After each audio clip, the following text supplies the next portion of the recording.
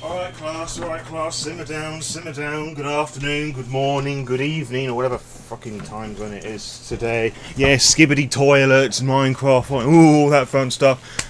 Tom, come over here. What's that? What's that? No, hand it over. Hand it over. What have I told you? No Dungeons and Dragons shit in my classroom. You can get this back after the end of the session. Sit down. Sorry about that. Well, there's a lot more faces than there were last time. Ah, that's good. Cool. So we'll just have to start again, won't we? Hi, I am Lore by Night. I'll be your teacher for the following term. Because as you may know, Free RPG Day is coming up, and I know that some of you are very, very excited to get started. God, it's bloody hot in here. Let's just put that over there. So yeah, our Free RPG Day is coming up, and I know that many of you are very excited to be running TTRPGs at your local game stores, online, getting all lots of free goodies, etc., and so forth. Good girl, Doris. And I've participated in the event every day for the last few years. Last year we had a look at Fallout. We had the Fallout RPG by Modifius. The year before that we did Worthy Apocrypha Edition. You should actually be checking the notes and the books I provided to you. I mean, I've left it up there on the chalkboard just to make you aware where you exactly need to go looking for them. And this year I was going to do something a little different. I was going to run Vampire again. I know, Lore by Night, whose expertise and knowledge on Vampire the Masquerade and the World of Darkness is leagues above your own. I jest. Almost. You don't have to laugh about that, class. And but my the powers that be denied that request because it was an old edition of Vampire the Masquerade and they only wanted stuff that was in the store. So I thought a little bit about it a bit more rather than doing like a different flavour of D&D. Tom, we're gonna have none of that shit in the classroom. Put it away. No Pathfinder either. Thank you. So I thought I'd do something that was a little different and expand my horizons a bit more and do something that's a little powered by the apocalypse. Did anybody guess what it is? Alright, not all at once, class, Jesus. Okay, so what I was planning on doing today is Monsterhearts. I'm going to be using it as a case study so we all know how to run TTRPGs. I'm going to be using this specifically because, you know, Pride Month is just around the corner. I am bisexual, I'm also disability, and disability pride is all very much part of that. It's very important to include that sort of stuff in Pride Month, as well as BDSM and kink is allowed at Pride, but no cops. Remember, no cops at Pride. That shit's just not on. And I haven't done Monsterhearts before, honestly, but I know a lot about the Powered by the Apocalypse system, which comes from Apocalypse World. Yes, the players roll the dice. The Master of Ceremonies, which is their word for the Games Master, sort of narrates what happens. There's a bit more of a collaborative focus. There's a bit of spicy stuff in here that all you teens are probably into. Sex, drugs, rock and roll, and plenty of coitus. There's a lot of get it in on. And of course you don't have to do ERP in the game. You can fade to black. But anyway, whilst you're all doing your Free RPG Day project, we're going to be using this as an example of all the sorts of bits and pieces that you may want to consider running this game, because I know a fair amount of you have come here specifically to learn how to run this, as I give my thoughts and opinions and my, I guess, nearly decades worth of games mastering, or Master Ceremony, if that's even a word, Master of Ceremony.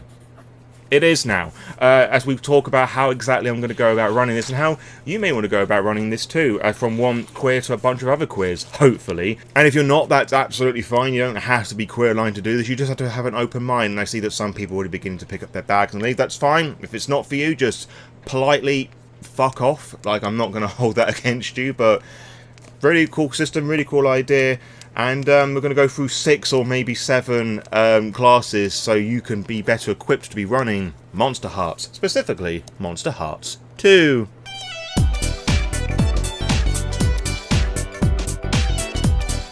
I am aware that I'm just about to open the biggest can of worms and I'm not going to be able to talk a whole lot about the subject of queerness. I am by no means qualified to do this. I can only talk about my own experiences as a bisexual, disabled, autistic man.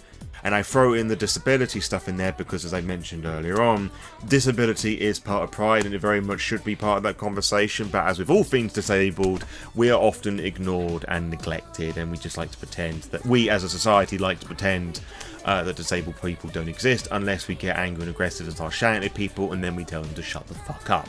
So I can only talk about my own experiences and the little bits and pieces I've picked up along the way, and it is only little bits and pieces, not through a lack of effort, because I have tried very hard to expand my mind horizons and just the understanding of people as a whole, but I can only pick up on what people are willing to share online on YouTube videos, and there is so much fucking great content on YouTube and with TikTok as well. I don't use TikTok, I don't have a TikTok account, but obviously people share things on social media, and I have plenty of queer and neurodivergent friends as well who share bits and pieces along the way, and it's important to listen and engage with people from all walks of life just to have a better understanding and to do, oddly enough, what this book fails to mention is just to be open-minded. It's very good at like making sure that you're not a bigot to the point where I feel it's been aggressive, much to the detriment of the book, because I feel people will just shut off or like feeling they're attacked, because let's be honest, the vast majority of people that are going to be playing this are white, cis, heterosexual men. Well, actually no, I don't think the heterosexual thing will count here, given how fucking queer it is and how people tend to know that it's a very queer game from my minimal research of this. But cis white people are going to be your main audience here, and whilst I appreciate greatly that the author Avery Alder is aggressive and like making it very clear from the get-go this is a queer game, and the fact that they also bring in other authors from different walks of life and different cultures and races that talk about diversity within a racial sphere, awesome. We need more stuff like this in books. I feel a fair amount of this is doing from the perspective that you have some information about this already, or you have done some research already, which a lot of people won't do, because it talks about like how talk about the diversity of the different racial structures in the town.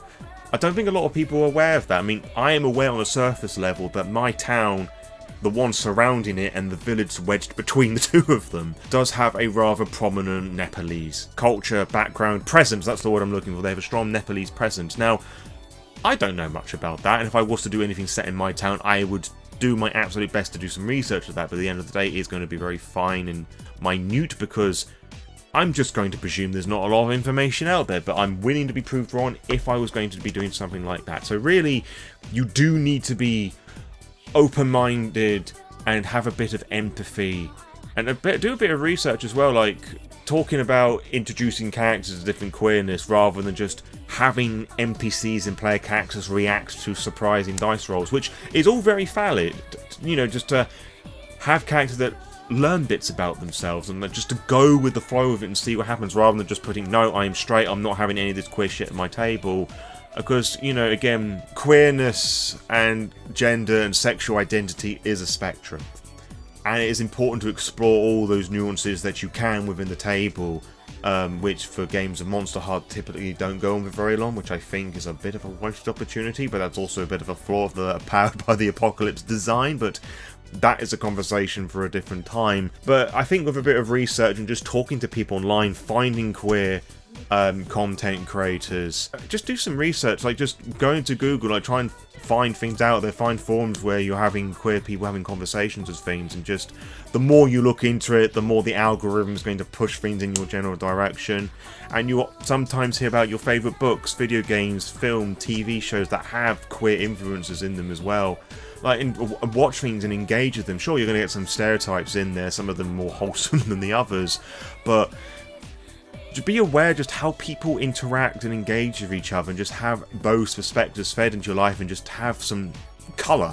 And I don't mean just like a skin colour, black and white, and the different shades within that. The feeling of being the outsider for all diversities and minorities, disabled and queerness, and the book does a much better job at highlighting the outsider vibe, which having it from a supernatural perspective of being ghosts, werewolves, vampires is really effective. Even if you do just have a bunch of straight characters, the fact that you have a supernatural creature, you are viewing the world through a different lens, that you're going to find it more difficult to get involved with things, and there is that fear, that pressure of what's going to happen to you if this almost secret about yourself is revealed. Like, this part of you that you cannot change or do anything about is revealed. People may start hating you. People may start throwing slurs at you.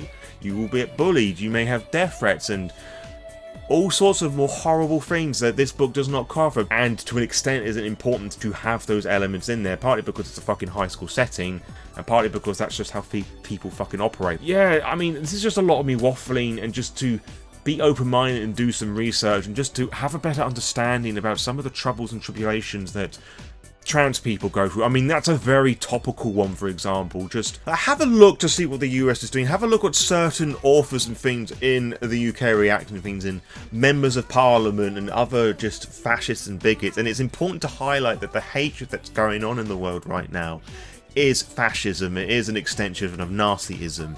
And it's important to highlight that when the people on the left and queer and whatever refer to people as Nazis, but the right laughs at this because they see Nazis as people that dress up in Nazi uniform, doing Hitler salutes and all the rest of that, when really it is identifying of certain ideologies, beliefs, etc. as Nazis, rather than doing a bit of fucking problematic cosplay. That it is an extension of fascism, it's an extension of racism, and well, actually it's the other way around. Like, racism, homophobia, sexism is an extension of fascism, which has an offshoot of Nazism, which is a bit more spicy. And again, something I'm not truly qualified to talk about, and I'm laughing because of my insert of the word spicy rather than the subject matter. But it is important to understand the different walks of life that everyone has, and just people who are in a minority group, and for fuck's sake, women have it real fucking badly, and just not to fall into some harmful stereotypes. And yes, stereotypes do exist for a reason, it's important to highlight, but with a bit of research and a care and conversation, just a willingness to learn and accept people for who and what they are, and then wanting to approach those stories and themes and emotions of isolation and that trappedness, that fear, and just the self-discovery that there's a part of you that is just natural like everything else.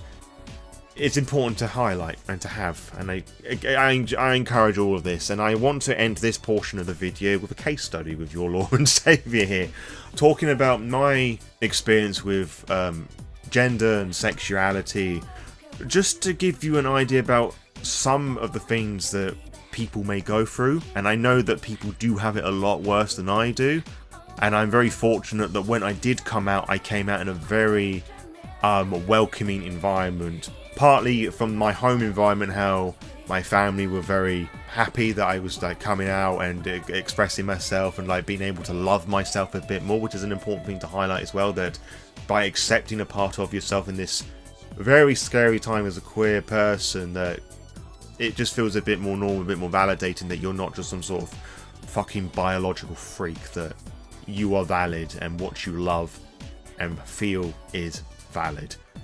And also me as a content creator, that when I came out had a very large queer and neurodiverse following, and me being the very aggressive individual that I am in the face of trolls and fascism, that I'm able to confidently come out with very little negative clapback.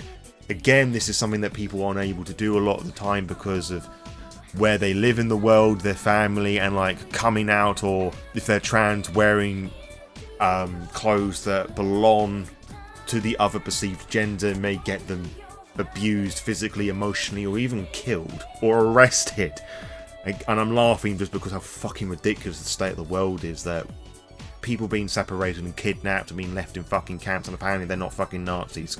No, they're not putting them through gas chambers, but everything else is falling into place. But again, a rant for another time. I want to talk a little bit about my stuff, just to try and help you lot, because at the very least, you can use what I'm about to talk about as a rough guideline at the sort of things that you should be thinking about and exploring. And who knows, it may also be validating for any other queer person that's clicked onto this, wanting to play this, and hopefully makes them feel a bit more validated as well.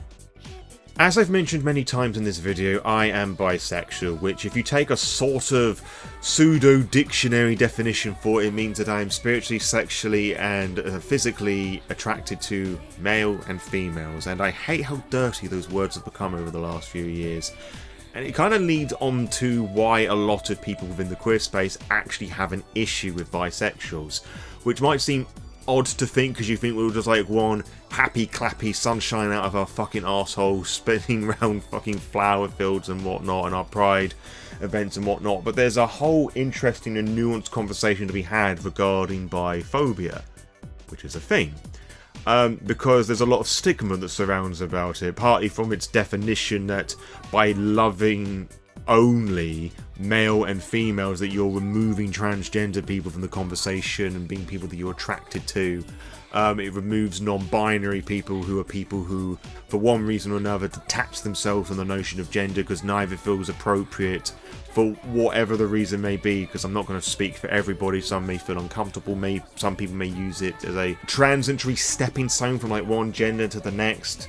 Whatever the reason may well be, supposedly if you're bisexual it removes all those different people. You also have the fact that during the AIDS pandemic of the 80s, when women started to contract the AIDS virus, that was because bisexual men were passing that on to women. It couldn't just be the fact that women, straight, gay or otherwise, were not being responsible themselves. No, it's all to do with this rapscallion bisexuals. You also have bi-erasure, where people who are bisexual are just, their bisexuality is just removed from the conversation regarding that person. David Bowie was bisexual. Freddie Mercury, as much as he celebrated as a gay icon, did have women partners and people he was close to and had affairs with and all the rest of it. This is well documented, but people just seem to ever talk about the fact that he was gay because of his lifestyle. That was in the press more so. And despite the fact that the press and society as a whole hates gay people, it is far more socially acceptable to be gay, like a through and through straight gay person or homosexual man or a lesbian, than it is being bisexual. And there's also the notion, oh, you love both, it means you're instantly going to cheat on people. It's like, no. I mean, me myself, I've never cheated on anybody. So I'm not interested in that. There's a brand of asexuality that I sort of am a part of known as demisexuality. I mean, your parents or maybe yourselves would refer to that as being old-fashioned and old school. I don't do one-night stands. Like, sure, it sounds like a lot of fun, and me being the horny individual that I am, there's an element of that sounds quite entertaining. But the key difference from like someone having a genuine one-night stand and my perception of things is that I'm only ever going to have sex with people that I care deeply about, whether they be friends or a partner. And I am polyamorous as well, and providing that I'm in a relationship that will allow me to explore that, because unlike a lot of people, it's not something that I need in my life to function. If it's there, it's available, great, I'm more than open to participate in that. But regardless of being polyamorous or not, which doesn't mean that you're cheating either, and that's also part of the pride conversation we need to encourage and bring forth as well. Like, just because you're bisexual or polyamorous, you're not going to be cheating on people. Like, for fuck's sake, like...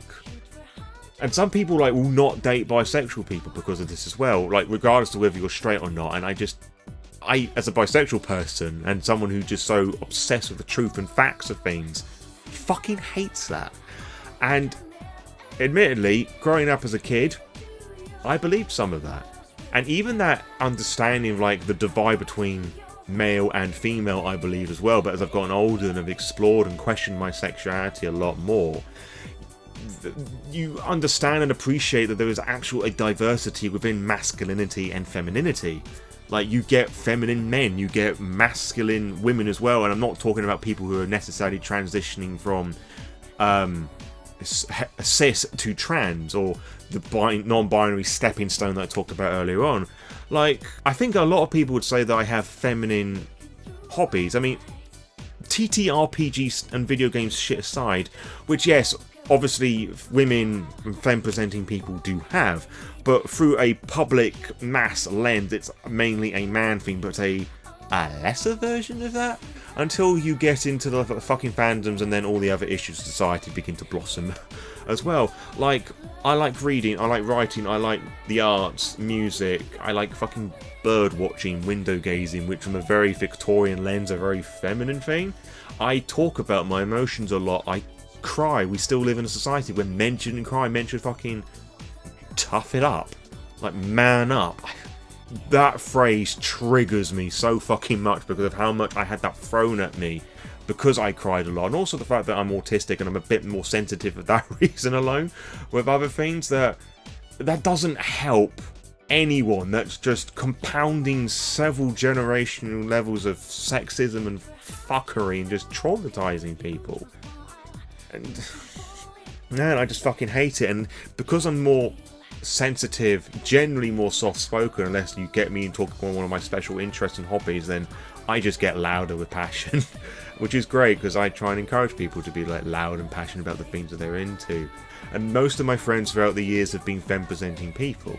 Like, and this is going to confuse people, as a bisexual man, I fucking hate men, and sometimes I fucking fear them because of how much power that we've allowed them to fucking have and just how abusive they can be. And sure, there are abusive women out there as well who are just as bad. I know, I've been sexually assaulted by a couple of them as well. Not great, do not recommend. But as a whole, men are frightening. Like, unless I'm doing like a passionate video like this or the aforementioned like waffling of interests, like I'm not loud, I don't do drinking, I don't go clubbing, I don't do one night stands, you know, as I've mentioned already. I don't care about the body count of women. Like, sure, as I'm a man, there are some things that I do fall into, like the nerd hobby stuff, as I've mentioned already. I do own dogs, but I much prefer the presence of cats, which men have dogs, women have cats, you know, that stereotype sort of thing. I absolutely love my little babies, like Holly here, Emma's down there, but I much prefer cats, and I'm more emotional, as I said already. And when I'm playing video games and I have a chance to choose the character, sometimes I will choose male presenting characters because I can customize them to look like myself, but there's a lot of times where I choose a female presenting character because for some reason I feel that represents me a lot more than a man does, which I don't know what that says about my understanding of gender and appreciation and all the rest of that, because I do use he, him pronouns. I don't feel comfortable with like the variation of they, them, or she, her. I don't feel any part of me is like female aligned at this time. That may change in the fucking future, but I do feel myself more aligning with femme presenting people and topics of conversation. Like, I don't dress up in women's clothing, I don't do makeup. I don't know. I'm still trying to work that bit about myself, and it's only in recent months that I'm really challenging that. It's a slow process. And whilst I'm in this sort of tangent within a tangent, I do think it's important to highlight here that just because you identify as something now doesn't mean that you have to stick with it through life if something changes. Like the non-binary like stepping stone thing that I mentioned, or if you identify as gay or lesbian and feel that you're beginning to question yourself because of the different spectrums of masculinity or femininity or whatever it is, do like try out different descriptors and see what works well for you in the moment, and you can always go back to them if you don't like them. Like, for an example, ex of mine, when I hooked up with them, identified as being bisexual, but just before they broke up with me, they identified as pansexual because they thought that better described them, which is great. I'm all favour for that. But just for the sake of honesty and transparency, and also just to highlight that I am not subject to some flaws here, call it some pansexual phobia if you want to. But I have never really been fond as the descriptor of pansexuality, because from my perception of things, it comes from a place of, well, biphobia. Because pansexuality is like an umbrella group of bisexuality where the description for it is like you are attracted to any and everybody regardless of gender, I believe is the dictionary definition of things. But as I've talked about already, bisexuality does encompass all of that. But pansexuality doesn't have all the stigma of the weight of bisexuality. That's my take on things. There may be some nuances that I am missing, which I probably am. Coincidentally, I do not have a lot of pansexual people in my life, and I've sort of attracted a lot of neurodiverse bisexual people, so there may be a connection there, but I'm more than willing to learn, and I really should actually go and do some research about pansexuality just to at least understand that a bit better, just see how correct and wrong I am, hopefully not chasing after some confirmation bias there. But, you know, I just want to point that out, you know, I ain't perfect, and I need to do more research as well, with all sorts of different things, especially from of a diverse like race and blackness as well. It's something that I am lacking. But coming back to the bisexuality, whilst I'm very proud and confident talking about this stuff now, even so far as incorporating it into my online branding, I was never this confident. I actually have spent most of my life being in denial about all these things. Like, I'm fairly certain I have felt this way since I was a kid. Like, and do this through the innocence of me talking about being a kid rather than as an adult thinking about kids, please. Like, I can remember as a kid in our primary school going to our local sports centre, which has since been demolished and now nothing is there. Fuck the local council. And there were like the two different changing rooms, the girls in one bit, the guys in the other one. And I remember, like, obviously there's a lot of laughing and giggling, like, wheelies, like, sort of thing. I didn't participate in that because there was a bit that was just me curious about what I was seeing, and me as a kid looking at another kid, not to make this too weird, I was just drawn to the genitalia in that aspect, and that didn't really change as I got older. That as I went to an all-boys school, which certainly didn't help this. I will word it as such. I'm making fun of myself. I laugh at this now, but it was really serious. You know, just me feeling in denial about all of this. The all-boys school I went to was a all-boy middle-class Catholic school, so you can probably see where a lot of that suppression comes in, because religion is often being misdirected and controlled and abused to have some of those more straight-leaning ideologies and discouraging people from being gay because it's unholy in God. Now, I'm not Catholic, I'm not religious. If you've seen some of my older stuff, I'm very against Christianity. Funny enough, for these reasons and just the abuse of power that it has had across our history. It wasn't too bad, which is like me acknowledging that a lot of people do have it a lot worse. But it was definitely enough for me to think, oh, it is just a phase, oh, I'll grow out of it, there is something wrong with me. Even though I quite merrily jerked one off thinking about all the hot guys in my year in a forest just behind the school premises, fucking my face like it was a fucking fleshlight. This happened quite a bit through my teen years, and it's actually something that's never really changed, not to talk too much about my kinks here. When I was at college, I had a friend who I thought was really hot, who ironically had softer, more feminine looks in their face, and they hooked up with another friend of mine who I also thought was really hot, and whilst I was in the middle like helping them out their relationships and stuff, I often thought having a threesome with the two of them. Again, still thinking it was just a phase. One of these friends was bisexual and neurodiverse. I can't speak for the mask femme looking one. I'm trying real hard not to mention names here, and I know one of these friends actually watches my stuff. I think they do anyway, so hi, this is going to be really surprising for you, but and these feelings didn't really happen when I was at university because I didn't really fucking talk to anyone. I just sort of did my own thing, and obviously I'd socialise here and there, but the social life that I had at college and a little bit at school just wasn't there. And I thought, oh, I'm not thinking about these thoughts about anyone anymore, so they're gone. And it was only that with the first person I hooked up with, a bisexual, neurodiverse individual, again, just how we all just seem to flock together like peas in a pod. I was just telling some of this stuff to them and just sort of going with the narrative that, you know, this is a phase, and they just went, oh, you're so bisexual. It's okay. And that just hit me like a fucking truck. Like, I knew this stuff about myself, and I was very denied about it because I was still like thinking that it was wrong for me to feel these things, even though I was interacting with a lot of queer people and like encouraging spaces and like doing my best to be an ally. But no, it's just I am bisexual. All these thoughts and feelings I had were okay, and they still are okay, age specific, before people start twisting my words around, and bits of conversation that happened through them that just made me feel more validated. There's some other stories and thoughts I had that I'm definitely not going to share on YouTube, and I think I've already like breached that YouTube issue of the more pornographic details. And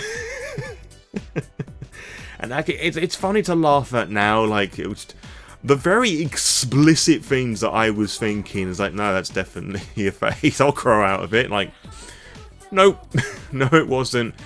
And just throughout the years and just me being with more supportive partners, and my ex specifically, who was like really helpful and supportive about all of these different things, and being open about sex and gender identity.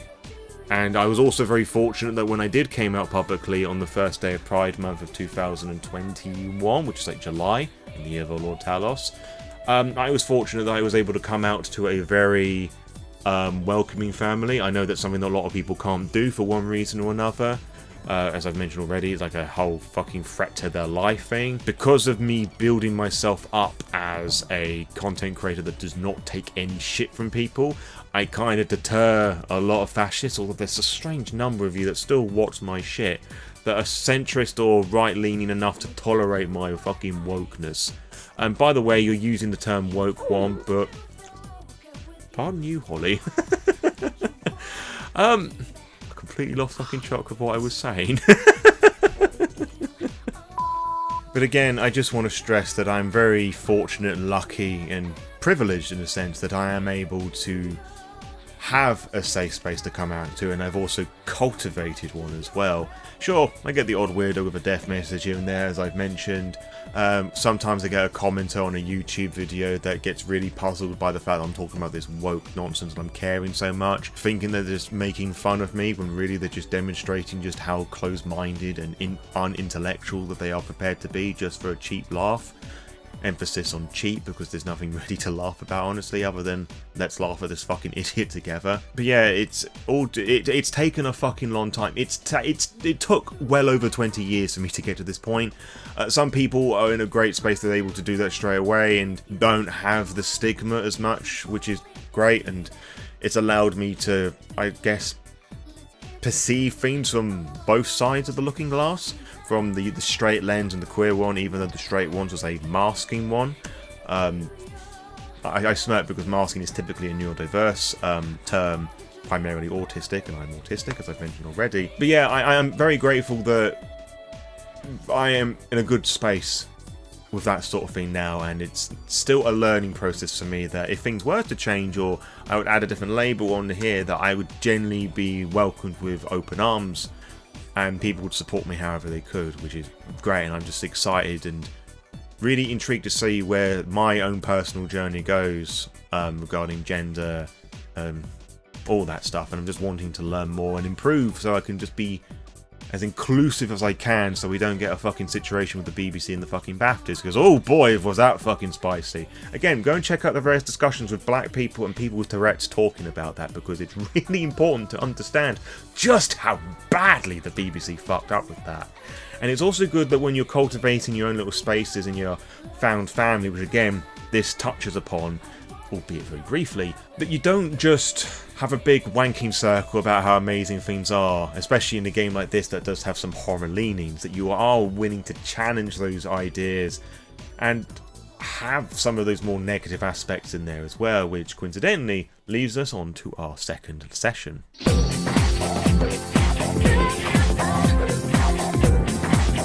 I know, another heavily nuanced conversation filled with so many different feelings and emotions, narrative devices, politics, and yeah, I'm not going to be able to scratch the surface on any of this, to be honest, but I'm going to do my best anyway, because I am a huge horror enthusiast. I have been reading and engaging with horror all of my life. I am a best-selling author regarding some horror-focused TTRPG materials. I've had companies seek me out to run and review their horror games, so I do like to think to some extent I can voice my opinions with some degree of confidence that I have some authority, as extraordinarily mine as that is. Like, I'm no big league player or anything, so of course do take everything with a pinch of salt, but honestly, if I was like the go-to guy with horror, I would encourage you to take everything I'm saying with a pinch of fucking salt anyway. So hopefully there's something in this class that's going to help you. If not, I'm sorry for wasting your time. But honestly, I've got no fucking clue where to start with all of this, honestly, so I suppose we should really return back to Monsterhearts, which I'm hoping by this point you have at least looked through, or you've heard something about it. Ideally, it would be nice that you've read through the book at least once, and you just need a bit of a push and some guidance. But Monsterhearts, at the end of the day, is a horror game. You are playing supernatural creatures. These supernatural entities do exist in whatever world that you and your players are going to be creating together. And if you distill it down to its bare-bone basics, these supernatural creatures, for the most part, because you can play mortals here, it's like, why the fuck would you want to do that, are trying to find some degree of control. They're trying to discover themselves and trying to find what it needs to be them, and trying to find that balance between whatever origin they have in life, their ancestry, if you want to put it in more TTRPG terms, and the humanity they're trying to emulate. Or to put it in neurodiverse terms, because as I keep saying, I'm autistic, you have a group of minorities that know that they stand out, that know they're going to interact weirdly, but they're now going to have to wear a mask of some description to appear as neurotypical or normal, so they don't get ostracized and taken the piss out of because of the way that they are, and have to emulate social norms that way around, which sounds pretty exhausting, stressful and tiring, and yes it is. Very much so. You also have to consider that the fact that a large amount of these peoples are going to be female presenting, and I don't think you need another man telling you how your fucking bodies work, so I'm not going to, but you know the things I'm referring to, like tits, periods, hair, bones changing shape, body changing shapes. I mean, there's whole loads of really cool horror films, books and games that are dedicated to them presenting horrors. A classic example of that is Silent Hill 3, which is arguably amongst the best of the Silent Hill games. I know a lot of people find Silent Hill 2 to be the best, and whilst there are themes of that game that I find more appealing on a personal level, purely because I'm not, or have never have been, a 16-year-old teenage girl, the execution of the horror in Silent Hill 3 is far more brutal and upfront and intimidating and aggressive, which, when you think about all the things that girls and femme-presenting people and women have to go through on a day-to-day basis, and how the vast majority of them just fear men because there's a good 50-50 chance that they're going to be killed by said man or mass-presenting person, is horrifying, really, to think about. And that is kind of reflected in something like this, especially if you want to ham up the point that these supernatural entities are known in your setting, and they're seen as a danger, a threat to society, that they're coming to, I don't know, infect or remove the purity of blood and things, which now takes us more on a racist tone. And with all the way that the monsters and the supernatural creatures may look and interact, people tend to be fearful and show disdain on varying levels by how something looks, by the fact that they don't understand something. Like, there's a very interesting, I think it's literally called bean soup theory. Like, well, what about me? Like, how does this include me? Like, how does this relate to me, sort of thing? And because they don't understand, and they try and understand it to the point, like, how is this important to me, and they may feel ostracized or whatever. I might be completely butchering this point, but we're also now leaning into anti-Semitism and disability and racism again, women and sexism and feminism stuff again, and all these things do make up horror, right? Horror is built upon some of the most rancid of human behaviors, and yet horror is such a very popular and well-loved genre within storytelling. And you might be thinking, it's like, the critical individual that I am, why do I enjoy horror so much if it's built upon all these layers of these really nasty things? Well, partly because I am a 30-year-old adult with a critical brain that is able to enjoy these more controversial things, but is able to criticize and analyze these things and understand where all these things come from, to better appreciate it, but also to educate myself along the way, and to educate others along the wonderful journey that is exploring horror in all of its lens. For example, I have talked a fair amount on this channel just how much I love the works of H.P. Lovecraft. I know it's a bit of low-hanging fruit, but bear with me, because there's going to be some people who may not be aware of the things I'm just about to say. Lovecraft was an author up until the early 20th century author pirate, and he also collaborated with a fair amount of authors as well, like allowing them to use some of his ideas and vice versa. Lovecraft liked to present himself as this well-to-do, intelligent individual who wrote about what would then become known as eldritch horrors, which would also spawn off from its own genre of Lovecraftian horror, where, to describe the ideas badly, we are just tiny ants on this lump of rock and water, essentially, and within our planet and beyond the stars and different dimensions, there are these eldritch gods and abominations that, just by the sheer sight of them, our tiny brains are unable to comprehend what it is that we're seeing or in written text. And it will drive us to an incurable, breakable madness. And this sort of grander than life idea I find exceptionally appealing, and because I do kind of believe that there must be at least some other form of civilization out there. I mean, there has to be. But just the idea that there may be things out there that, to us, are godlike or demigod, and to whatever it is, could just be some great brute of a beast. This Lovecraft's works do often lean into the element of science because of that. But the thing with Lovecraft is he wasn't actually all that intelligent, or at least as intelligent as he'd like to make himself out to be, because his understanding on science and just basic physics was just a bit skewed even for the time. Lovecraft was also known to be a massive anti-Semitic, racist bigot. Another bit of low-hanging fruit, just go and Google what he called his fucking cat.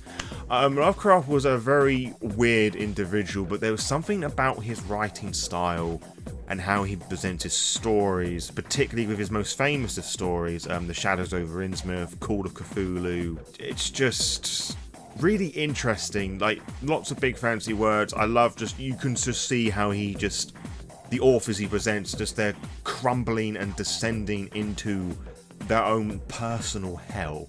And it's not something that will keep you up at night, but there is just this ominous sense of dread that something has like corrupted the world around them, and he is a stranger surrounded by strange, ugly, grotesque alien people. Again, you can make those ties to his anti-Semitic and racist viewpoints quite a lot, but it's just the way that he's able to express his fears into something that I dare say, perhaps to some controversy, was kind of beautiful.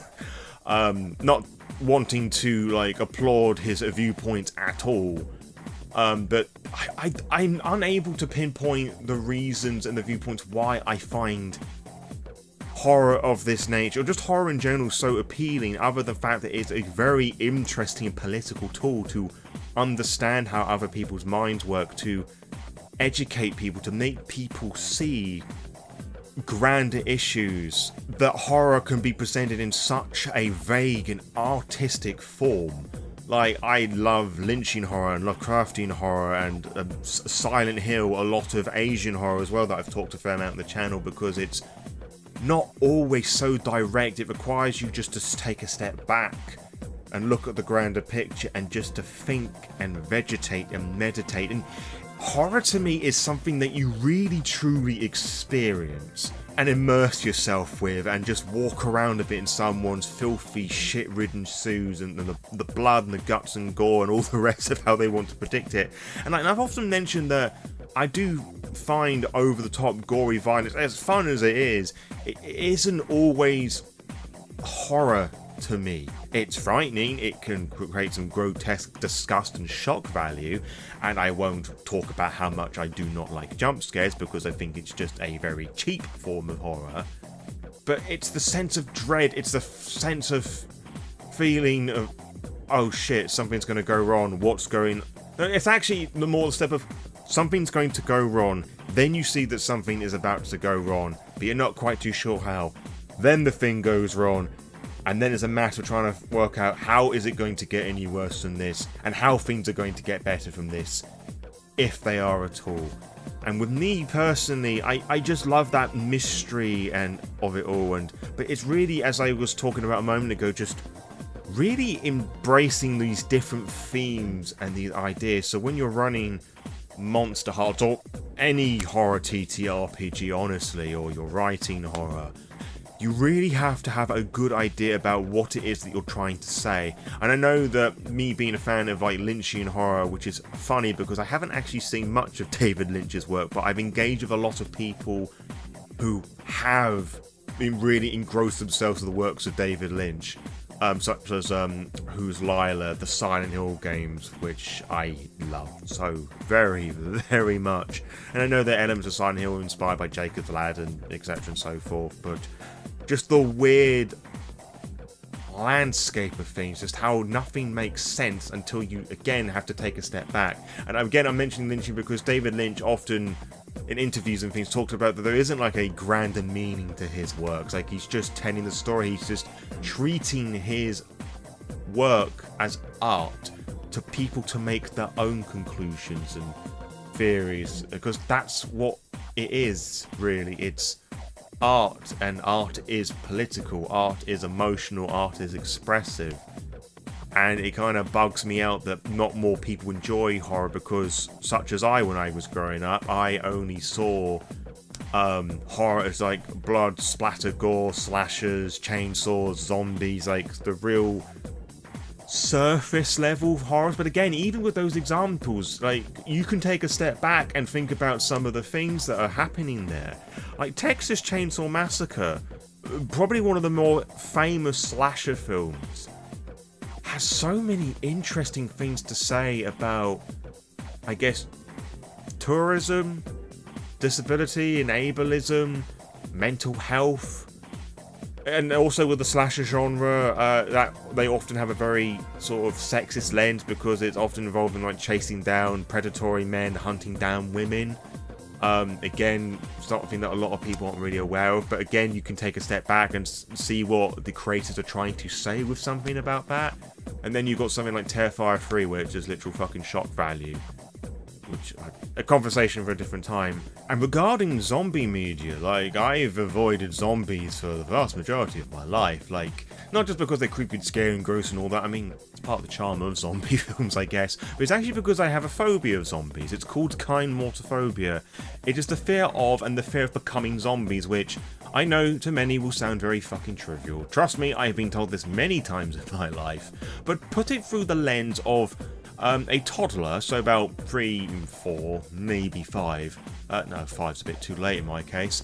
Being forced to play Resident Evil 3 Nemesis, and made to fight Nemesis and fail badly, because not only does he not know how the fucking controls work, but you're dealing with a fucking horde of zombies and whatever the fuck Nemesis is supposed to be, whilst having your father, the one who's supposed to love and support you through times of strife, is just fucking laughing at you because he's a fucking druggy alcoholic who doesn't know fucking Monday from an aardvark.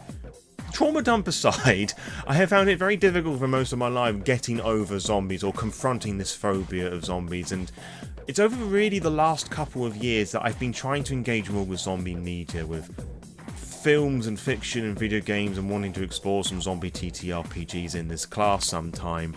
But I still got a long way to go, but I've been able to engage with zombie fiction and enjoy it to some extent. And it's been really interesting seeing how zombies become like this very poignant narrative and political device to talk about what the fuck is going on in the world at that time. I mean, let's have a look at the master himself, George A. Romero, with his trilogy of zombie films, Night of the Living Dead, Dawn of the Dead, and Day of the Dead.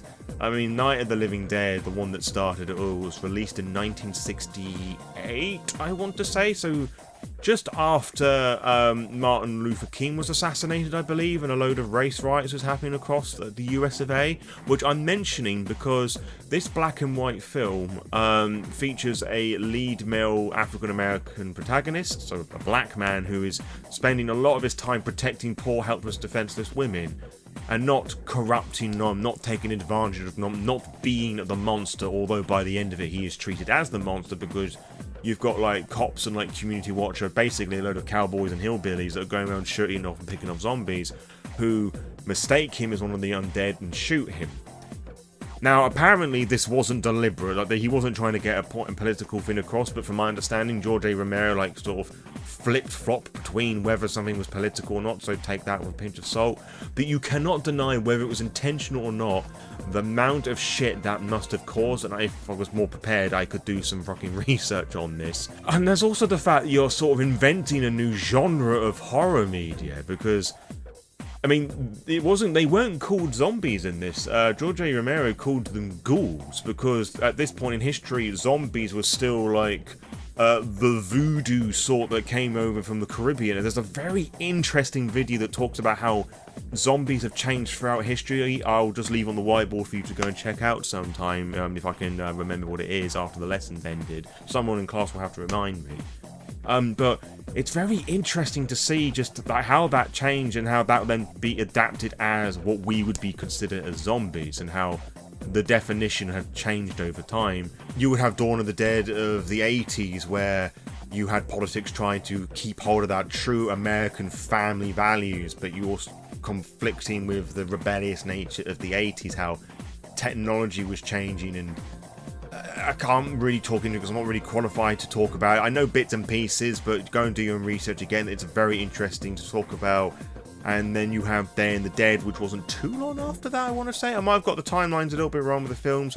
But Day of the Dead is also very interesting because it warns us about people in power that try and twist science and facts to their own gain. And then those who are in charge of using science, of like using it as a weapon or fighting for using it for the wrong reasons. There's again loads of interesting political conversations that to be had here, a load of things that we here for society have fucking ignored. And then you move on to like the zombie resurgence of like the late 90s and early noughties, with like 28 Days Later, World War Z, 28 Weeks Later, where science and disease and cures, well, just science in general really, has become a weapon because of what was happening in the Middle East with Iraq and Afghanistan, with biological warfare really taking a bit more of a spotlight here. And also just this fear and phobia of science and facts. And I reckon that if we see more zombie films, it's going to take that sort of angle. I mean, there was a really bad zombie film that I haven't watched that uses the pandemic as a plot device, and if people actually gave a shit more about the pandemic, I actually thought we would see far more of that, honestly, but that's a salty conversation for a different time. And there's also a really interesting series that the BBC did. Was it the BBC? It might have been like Channel 4, the name of which has forgotten me. It'll appear on the whiteboard, so I want to dig out my notes somewhere. That has like a zombie pandemic that's already happened and people being reintegrated back into their life, but they still got like the zombie virus and whatnot. And that again talks about segregation, racism to some extent, and there's a strong emphasis of found family, which is such an important narrative device in a lot of queer spaces, because as I talked in the previous lesson of this semester with my Queerology class, people who come from different walks of minority backgrounds, queer, trans, people of colour, disabled, do feel very ostracised from their family and societies, and you know, birds of a similar flock come together. And family isn't defined by blood, but it is defined about whatever family means to you, whether you're by yourself, your two dogs, or you're with like a group of friends who are all queer, you know, the gay, lesbian, trans, you know, however your circle is made out to be. And this zombie series does lean into a lot of that as well, and like finding romance and meaning and happiness and all the other bits and pieces that goes with that as well. And all of this is rather fine and dandy, but just how much of this is really necessary to be running a one-shot of Monsterhearts or a short campaign, because Monsterhearts isn't designed for like year upon years mega campaigns, like, or how much of this should I really be taken into consideration? Well, honestly, a bit of everything, which is the answer I'm hoping that you thought I was going to say, and some of you might be a bit fearful of that, because it is quite a lot they're throwing at you, and I have missed bits out, intentionally or otherwise, because there is a lot to cover here, and you really should be doing your own research, or at the very least watching and engaging with horror, and just, as I said, just taking a step back and thinking, what's trying to be said here? Why is this thing being presented the way that it is? What's the meaning here? If there's any meaning at all, you don't have to come with some sort of correct answer. It's just how it makes you feel. That should be correct enough, unless it's fucking stupid. But I think we might know the fine lines between like insightful, meaningful, and then just meaningless, but again, conversation for a different time. Which isn't to say that when you're planning your games that you intentionally throw the entire fucking kitchen sink at people, because there are going to be some things and ideas that aren't going to be relevant to your games because of the characters they make, the group that you're going to have, what you discuss in any session 0 stuff, etc. and so forth. And who knows, you might just come up with a very basic, simple plot where on the surface things don't intentionally meet with any of the things I've discussed and anything that I may have missed off. And you know what, that's absolutely fine. But powered by the Apocalypse games such as Monsterhearts do require a bit of a more free-form collaborative method of play, and Monsterhearts specifically does require you, or insists that the characters are made together at the table talking about this, that and the other, how everybody knows each other, etc. and so forth. And you'll find that in one of the future sessions I've done things a little differently, which I'll talk about when I get onto that. And players are going to be introducing their own ideas of friends and family and other bits of moral conundrums that they wish to challenge and possess and come up with their own gender ideas and sexuality and the rest of it. And maybe throughout all of that you can find some like common denominators and like tie that into the main plot a little bit, and everybody can have their own little arc where this session is going to encompass a little bit of everything just through natural play. So by all means, come up with a natural plot, come up with something to play and fuck about with, but let the players feed into the motions and let them explore the things they want to do. And as the book says quite a few times, embrace the chaos of the dice. And an example that it uses, you've got a straight guy character and now a guy has turned them on with the move that's present in here. They can now choose how they wish to handle that, whether they just shrug it off, pretend it wasn't a thing, or who knows, they may want to pursue that, which might be quite a cathartic thing to some players who are struggling with their own identity. There may be something they want to do intentionally, or maybe not, which can make TTRPGs quite the cathartic experience. Which brings me on to what I feel is going to be the most controversial part of the module. It's talking about playing horror games in general. And it's about making the players feel uncomfortable and stripping away their agency, which a lot of people do not like the very idea of, because unfortunately this is a mentality has been adopted by those who are considered to be politically right-wing, but their angles come from a place of hatred and being weirded out by session zeros and the idea of consenting gaming and characters, all the rest of it, or some form of conversation to make sure that everybody's on the same page so you have the freedom to discuss and engage things in game without traumatizing players. And that's the very fine line that we're not trying to cross here. Like, yes, you are trying to make the players and the characters feel uncomfortable, sure. The things that are going to happen in horror games are going to traumatize the characters, but not the players. And the reason why it's going to make the players feel uncomfortable, because just on that very surface level, it's like, oh no, my character's about to die, they're about to get hurt, what should I do? Panic, because they are going to empathize and sympathize with what's going on. So, as I said, they're extensions of each other, but there's also the fact that you're playing fucking teenagers, and this is a game where PvP is technically baked into the system, PvP being player against player, player versus player, I should say. And that turn someone on move is a very important part of this game, where, as with the gay example I gave a moment ago, like, there's going to be players who may not want to feel certain ways about certain people and certain genders, and that's kind of addressed a little bit in the asexuality page of the book, which I think is a bit weak and lackluster, but it's better than nothing, I suppose. And yeah, I encourage you to be engaging in that and seeing where the journey takes you, and just, even if you decide at the day, like, that was just a weird fucking fluke in the character and never has to feel that way again, like, that's fine. And if it really makes you upset, talk to the games master about it, because something I do typically see is that session 0 is like the place to have the conversation about shit that happens that makes you feel uncomfortable, what isn't okay, and maybe the bit after the session under the umbrella of aftercare. No, you should be having the conversations before, during, and after all periods of the game, because something may not upset you immediately the way you expected, or emotions may come at you delayed, which is very possible, especially if you are traumatized by something, not necessarily by the game, but your brain is making connections by things that happens, etc. and so forth. So those conversations will be happening all the time, and just be upfront and honest about things. Oh, I didn't think this upset me at the time, this is upsetting me now. And people are going to feel different session per session. Like, if you're in a group where you've got no problem, like, maiming and harming kids, like, to a graphic extent, and I include that bit here because you're playing teenagers who are kids, Although late teen, early adults, depending on how you're framing the whole high school thing, but that's a conversation at a later point in this semester. You may end up with a baby or a partner who's pregnant, and now all of a sudden you feel a bit more protective and a bit more defensive about that sort of conversation. Or you may not want to be dealing with suicide because a friend of yours has died, or son, or whatever, and that is like pretty raw, so you just, hey, can't be dealing with that shit this session.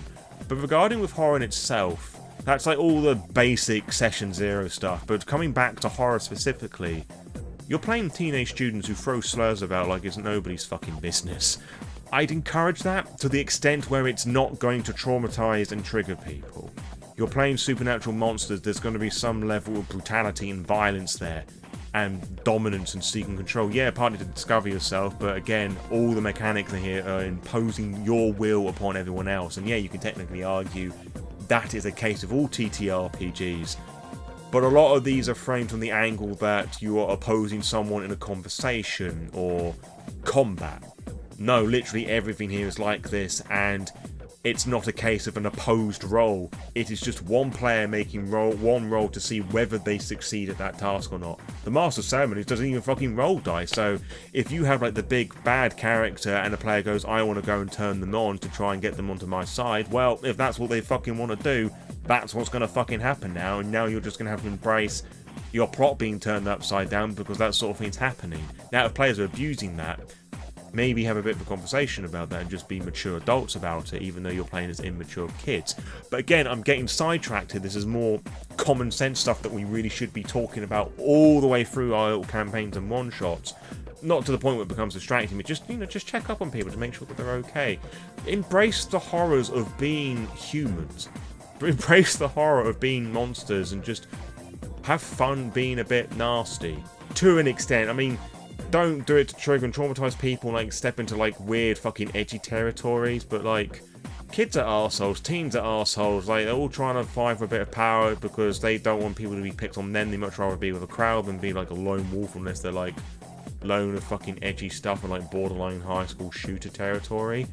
It's important to embrace those darker elements of a horror TTRPG on top of the more critical nuanced stuff that I spent a lot of this lesson talking about, so you get the full picture and you're experiencing it as a teenager as intended by how it's written in the book. Have them fucking fight back at it as well, for fuck's sake. Like, if they see somebody who is being bullied because of sexual assault or racism or transphobia or just like typical high school jinx, yeah, they could stand by and be the loner because they're playing somebody who's like too afraid to get involved. But if they want to interfere and like risk getting into detention because it's like morally the right thing to do, encourage that. Have that fucking pushback, because that is what a fucking decent human being would do if they felt they were in control enough of the scenario to do so, rightly or wrongly, because there's the whole fucking white savior knight complex thing as well, but that's a conversation at a different time. It's a nuanced thing, but like, have them be badasses and like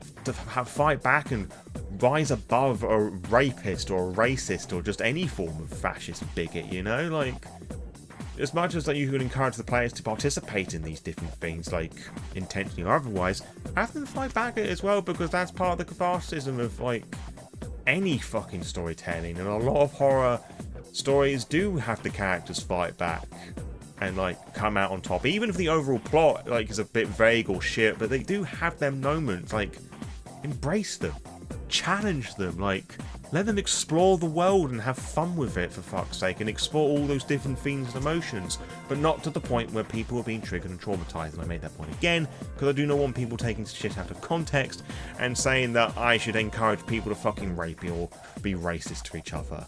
No, that's just fucking edgy shit. Just don't. But with all this in mind, we need some place to put all of our characters, which leads us on to our next lesson, ladles and jelly spoons.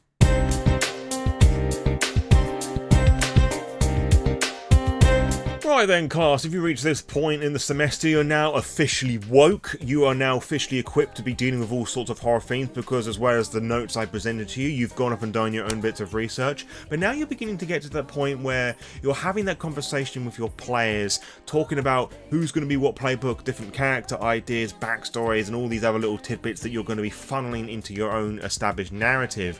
But you need somewhere to place the chuckle fucks, and quite frankly, you don't have many options, really. That isn't a bad thing, just because, by default, Monster Hunts here is a very urban-based environment, but there's nothing stopping you from, like, twisting it to put it in a more fantasy setting or a more sci-fi or cyberpunk setting, but we're going to be sticking with the urban setting just to do as minimal legwork as possible.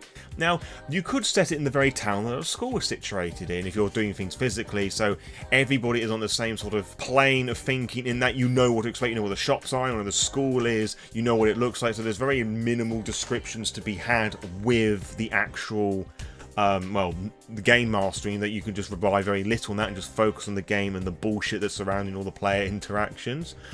You could do it somewhere else in the world, which is more effective if you're doing things digitally. Now, of course, if you're online and you're basing it in your local town centre, again, you're going to have to like be a bit flexible with the description so they can understand the world that you're in. That's also going to apply if you put the player somewhere else. So say if you are based in London but you want to much rather do a game set in New York, you're going to have to do some research and find out what it's like in New York, particularly New York City, because the entirety of that state is not just that one city. There's like a load of fucking mountains and forests and different boroughs to consider. Or you can use one of the different settings that are provided in the Monster Hearts core book. And I say settings because you may want to refer to them as campaigns, but there isn't like a set goal or quest. As I already mentioned, it's a very freeform sort of thing. This is not that sort of game. And there's a whole variety of resources you can find online via the Monster Hearts website. Just check out the list that's on my desk and just read the description thoroughly to make sure you're going to be searching out the right thing. Or if you don't want to do any of that and you want to be a bit more creative, you can do what I'm going to do and actually create an entire new setting for the players to have fun with. And the reason why I'm doing this, partly because a game like this really does encourage that sort of mentality. Even though the settings that are provided in the book are based in real towns, cities, whatever, it's really fun to do something like this and just like go balls in, as it were, and just like to have total fun with the creation process. That, and if you have this totally blank slate with little bits of ideas here and there just to give you some guidance, it allows the players to really make the world their own as well, and in this case interact with their interpretations of the characters I'm going to be presenting and really make it their own, which I think is a really cool, fun, collaborative theme, which is also in true to the spirit of the game. So what sort of setting am I actually going to be providing for my players? Well, I'm going to be writing what I know, as the saying goes, which means I'm going to be focusing about all those nasty emotions that it's going to inspire this very session. That's kind of what the expression means, or at least what I think it should mean, and what people tend to miss out with that expression, rather than literally writing what they know. So my school for this, I haven't come up with a name for it yet. It'll probably come later down the line. It's going to be based around my old secondary school, which was a private school based in the middle of fucking nowhere, surrounded by woodlands and a village where chances are if you're down there, the youngest people there would be the fucking kids that attended the school up the road. Now, why am I making this a private school? Because it introduces a lot of classist, elitist and sort of borderline right-wing shit. Because the people I went to school to, by and large, had wealthy parents that could pay for their kids to go there. There were some people who had their local council pay for them to go there. And I don't know if anybody else experienced this, but I know that I had a fair amount of people in my latter years like taking the piss out of me because I had a council that paid for me to go there rather than a rich mummy or daddy that could do all that shit for them. And they didn't understand how tax evasion worked and thought I was this fucking money scrounger, which, given the whole vibe with disability at the time, like the mid-2010s, and now, was hit a bit too close for home to say that it didn't bother me a little bit. And this was also a school that had a lot of neurodivergence. It was a specialist school that did with autism, ADHD, dyspraxic, dyslexia, and whilst it was very commonplace to be called gay there, as I think is the case of a lot of schools, I'm going to throw a few ableist terms at you now, it was more frequent to be called spastic and retarded. And this wasn't just me, like everyone did it. I did it, I'm not proud of it at all, but in my defence, as shit poor as it is, it wasn't until after I left the school that I realised just how hateful those words were, because it's just something I just grew up used to hearing a lot, and it's just, I just wasn't aware. And then I realised this and I learned better, which is how fucking progress and character growth happens, you know? So yeah, it's not a particularly proud thing to look back on, but it was just something that just happened a lot. But the themes I really want to focus on this school is just how rich and snobby people are. And sure, I've got a couple characters that really do embrace that if they want to go with that, they being the players, of course. But there's also a couple of characters in the playbook who aren't like that, and I think just approaching that angle of things would provide a very interesting overruling theme, as it were. You know, just going back to the bits that I was saying, the players are going to interact with their own different ways, but that's kind of the vibe that I'm going with it. It's large, well-to-do private school, great education. It's also the parties tend to be a bit wilder because they're not so used to dealing with drugs and drinking other than a little bit of wine at the fancy dinner party. And I know I'm being really mean and bitter about the people I went to school with. I won't mention names, but there was somebody in my year, and he had a brother who was a year above us as well. First day of school, he arrives on the playing field in a helicopter. I'm not kidding about that. And then for the remainder of the half term, so about 6 weeks, or it might have been less than that because he got complaints, or his parents did at least, was escorted to the form room with 2 Viennese bodyguards either side of him, like, built like fucking brick walls.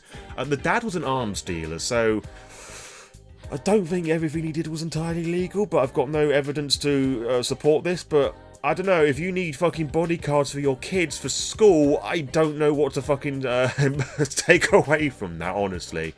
And that'd be really interesting actually to introduce that with our main antagonist now that I'm waffling about this. Because the main hook with this is like, it's the end of the summer term. I mean, I'm doing this particular session in March now, so we've got quite a bit away before we can actually start running this. And like kids are wrapping up for school, they're excited to start the second year, maybe a bit dreading because of exams and whatnot. They go into the form, they can choose like different members they want to tease. One of the playbooks I've chosen is the Queen, who are the one who has like the dedicated gang members, so there might be a bit of flirtation with that, because I think one of them's going to be a bit fucking creepy. Just real fucking like American high school jock sort of thing. Hey, I like your boobs, wanna go out? Like that real fucking level of cringe, you know? And they do a bit of interaction, see what they do, like interacting with each other and whatnot, having them decide how much they know about each other. Sure, most of the school year's gone, but I would allow them to decide how much of them they know.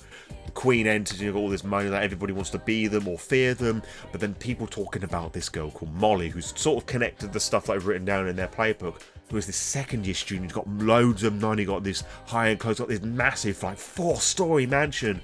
Like, I'll let the player decide how big their mansion is, and I'm going to intentionally add another floor on top of that. So it is actually something I'm going to do in the thing, just to see what they say. That'll be a bit of fun, like, both sides of things. Like, them customizing their own house, as it were, but also setting up that rival and just knocking them down sort of thing. And Molly's got this really high-end clothes and money, and there's this real cool drug that's going around, and she's like giving it out to people, and she's going to be like giving it out loads of it at a party, which is going to cause some intrigue with the Queen, who would naturally get the other players involved. Hey, we need to go and check this out because something's not quite right here. In between doing investigation stuff, finding out about this designer drug, which I'm simply just going to call Moon.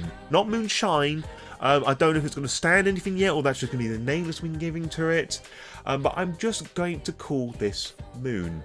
And then they're going to, like, do all the school stuff and the investigation. And they're going to go to this party and participate in drinking and smoking, all the rest of that fun stuff. And of course they'll be doing that at school as well if they want to.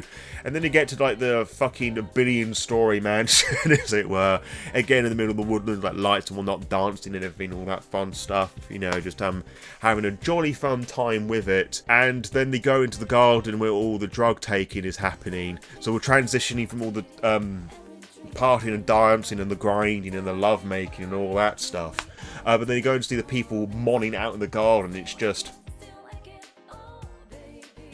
like completely rigid, blank faces, just looking up at the moon. And coincidentally, I'm just going to make this a blood moon because ooh, creepy.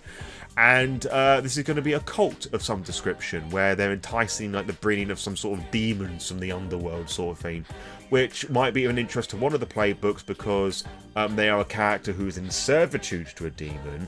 So taking this drug and certain amount of it is going to make their bodies like some sort of like incubator for demons, and having like bursts from their heads like shells sort of things.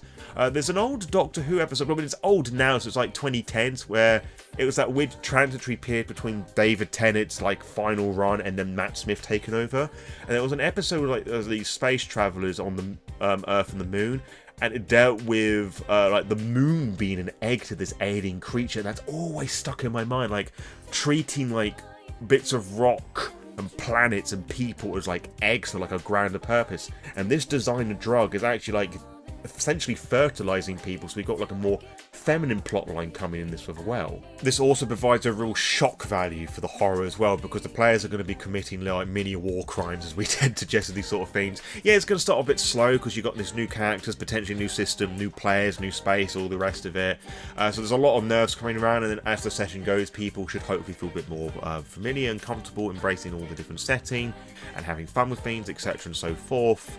But then by the party, all like having fun, you know, really getting into it, and then they see these sort of like embryonic demons emerging from people's heads, like this forced rape, pregnancy sort of thing. I say rape because it's kind of like inspired by the xenomorph, and there's like a whole fucking conversation to be had about why that is so horrifying, because it's essentially rape. Go and check out my notes on the board for further study. And even on the surface level, it's just like a real fucking, oh my god, that is fucking frightening sort of thing. It also presents the players more of an opportunity to do some research and explore if they so wish, because they may do really badly at the school. They may not even choose to do any research about it at the school, so they could do some investigation at the party where all of this is happening and find out where it's coming from, where the source is. I'm literally going to say it's like literal fucking juice from the moon, like literally it's raining blood sort of thing. Or the, like, I suppose as I'm sitting here thinking about the whole embryonic birth now, it's kind of giving me like this really gross idea about the moon having a period. Ugh, that's nasty. That's gross. I'm going to put that in. I have to word it a bit more poetically than that, or the moon period little thing. Like, oh god, I'm so sorry. But you know, again, means a more feminine element of horror that I find really engaging with and just like insightful as well. Anyway, going back to the investigation element of things, like they could do really badly at school, not bother. They may want to do it at the source, so to speak. Because not the source problem, because it's not coming from them. You know what I'm trying to say. Or they could do really well at the school and like report to the teachers and whatnot, and the teachers may choose not to do anything about it. It's like, oh, we'll look into this sort of thing, but really they're in on it. And similar with the police as well.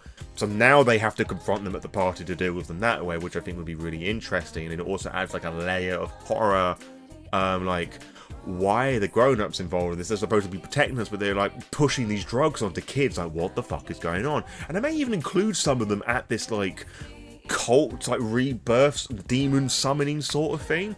If that does happen, who knows? I have to see like what the players say and interact with to try and work that one out. And of course, they may even decide to go, fuck this sounds really fucking cool and badass. Let's go and talk to Molly and like join up with the fucking cult and like help with the the setting up and the preparation sort of things.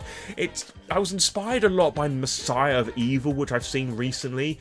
Really easy cult classic horror film to find online. Like, I'm not joking, just type it in. Like, it's easy to find. But though I watched it legally, I watched it on Shudder, so my conscience is clear with that one. But yeah, really great eerie fucking film, and like really great eerie plot, if I do so myself. A bit fucking grim, got some shock value in there, and it also is going to allow people to play around with the characters and have fun with things and just build real shits about it if they want to. And if they don't want to, that's absolutely fine. They can join up with the cult, they don't have to join up with the cult. It's absolutely fine. But who the fuck are our cast of characters here?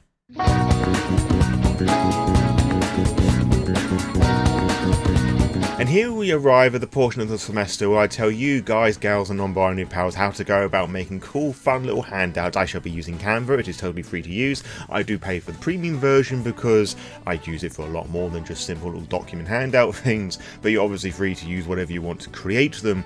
And I really do pride myself in making them look as authentic as possible, just because I just like that level of authenticity with these things. It's a totally optional thing, I don't have to go to the extent that I do with these things, but I think it's just nice. For convention style settings or one shots or whatever the occasion is, it just shows that you just care a bit more about the game you're about to run to make it look a bit more cool. However, there is a huge emphasis on the word optional here, because in actual fact, powered by the Apocalypse games, especially Monsterhearts, actually have all these playbooks or character sheets filled out already, so all you need to do really is just hand them to the players and have them write in the bits that are specific to them in the game in question. However, living to the game's spirit of being a rebellious teenager, I decided to go against that and create my own, purely for my own preference, and because I have a very firm plot in mind, and I need to include a couple of NPCs here, just to give some motivation to some of the player characters to go and do that thing. So we just turn to the Tom! For the final time, no Dungeons and Dragons shit in my classroom! Fucking cunt. Anyway, if we just turn to the whiteboard over here, you can see the amazing little handouts that I've made using the familiar fonts that are found with the Powered by the Apocalypse game Monster Hunt. We've got the Yakatan, or however the pronunciation is, for the main title, and then we've got Fontin for the main body of text. The bit in italics here is taken directly from the book, and then the bit beneath that is the actual character concept. So you have a bit to work with, not too much, so I don't want to dictate exactly how the player should be playing their character, but just enough to keep them going. They could be really empathetic or sympathetic here, or they could just be, oh, I really wish I hadn't done this, I want the mum to fucking die already. You know, they can do however they want to, for this specific example at least. You've got all the stats and shit on the left hand side, and then all the other powers and things on the right hand side. The official ones in Powered by the Apocalypse is Monster Hunt. I do not know why I keep expanding it like that, but we're just going to be working it with it here, folks. Has it landscape? I'm not particularly fond of that format, so I just went with portrait because I think that's just easier to deal with.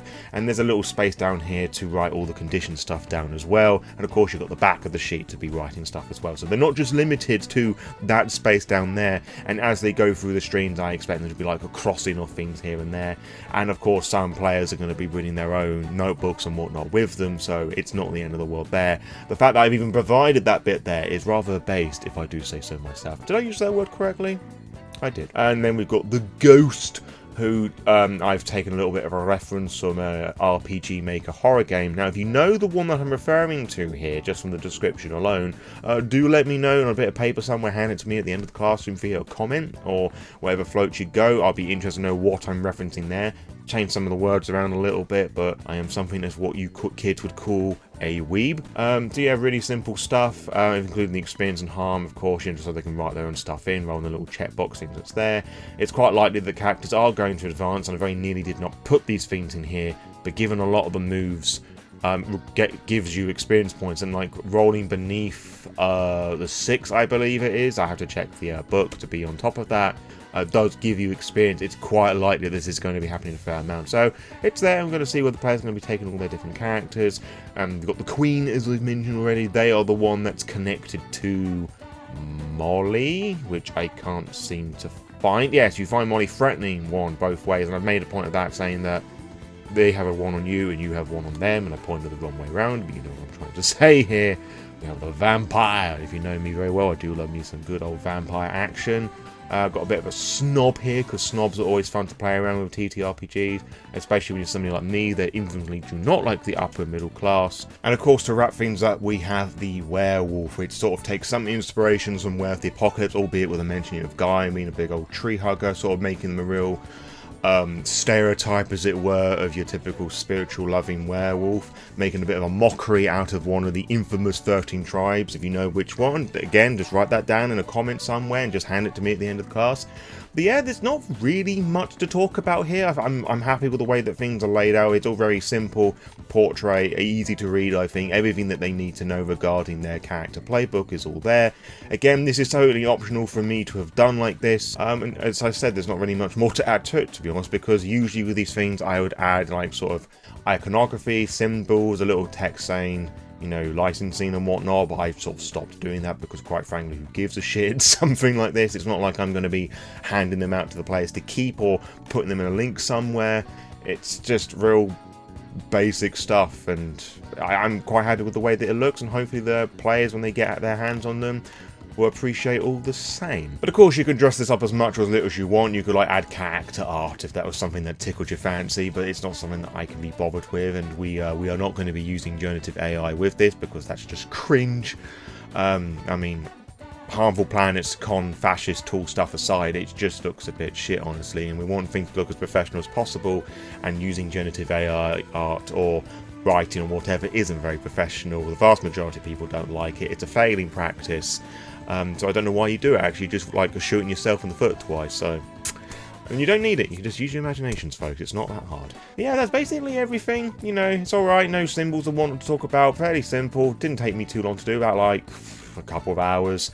And obviously, depending on what you're wanting to do, you could add more or less to it, if that's something you wanted to do with Monsterhearts, which is Powered by the Apocalypse game, in case I haven't mentioned that already. It's alright, like, again, just real simple stuff. Just keep it simple and just let the whole product speak for itself.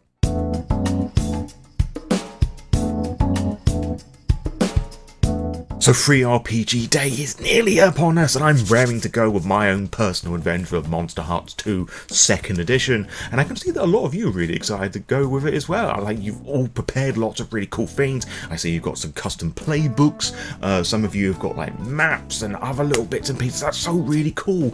Although that being said, I wish there was more of you here. It's almost like the semester's gone on and most of you have just lost interest, which is a shame, but you know, I really appreciate for those of you, the real ones who have stuck around and have like to just shown some love for some Pride shenanigans on this festivity that is, well, Pride Month, innit?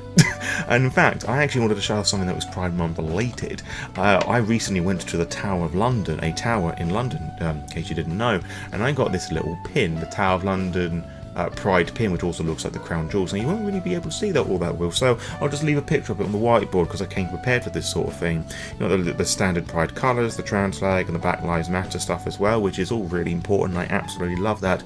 Sure, it may be a whole capitalist sort of scheme, but I think it's really important just to, you know, have a bit of Pride memorabilia. And I don't actually have much on my GM bag actually, so I wanted to change that a little bit. And I also really like the Tower of London, which is pretty neat. And I'm actually going to apply this now on my bag in real time. And Professor Lore, what is this bag of yours? Well, as I might have mentioned in previous classes before, I have this rather large bag that was advertised as like this cop bag sort of thing. That's not centered, I have to do that again. Which, as you'd imagine, have all bits and pieces of like Americana, or American I should say, cop paraphernalia in there. But the reason why I got this is because it was just big enough to have all the bits and pieces I would typically need to run games. Now why aren't you going in, you little whore? Anyway, but obviously I'm not a fan of cops myself, I don't intend to be one. As I said, this has just had everything that I needed space-wise to include all the bits and pieces I would typically be running when I'm going about running things to conventions or other physical, local shenanigans, rather than using a dedicated GM bag. They're all just very restrictive, I thought, but this is much nicer. So I'm now just going to use this portion of our semester just to go through like other bits and pieces you may need, like a little checklist as it were, just to make sure that each and every one of you are going to be prepared for when you go out into the wild world and do something fun for Free RPG Day. So first things first, obviously you're going to be needing your core book of choice. We are going to be using Monsterhearts 2nd Edition, which we've been talking a fair amount in this semester. Some of you might be using 3rd Edition, some of you might also be using some any other games, whatever floats your go. Make sure that you've got that packed right here in your bag or whatever it is that you're going to be taking out into the wild world. I also have a little A4 booklet which has also got all these pre-gen things that I've well shown off already on the whiteboard. I obviously will be giving them out to my players physically. I'm struggling to fight with this, hopefully you'll have more luck than I am.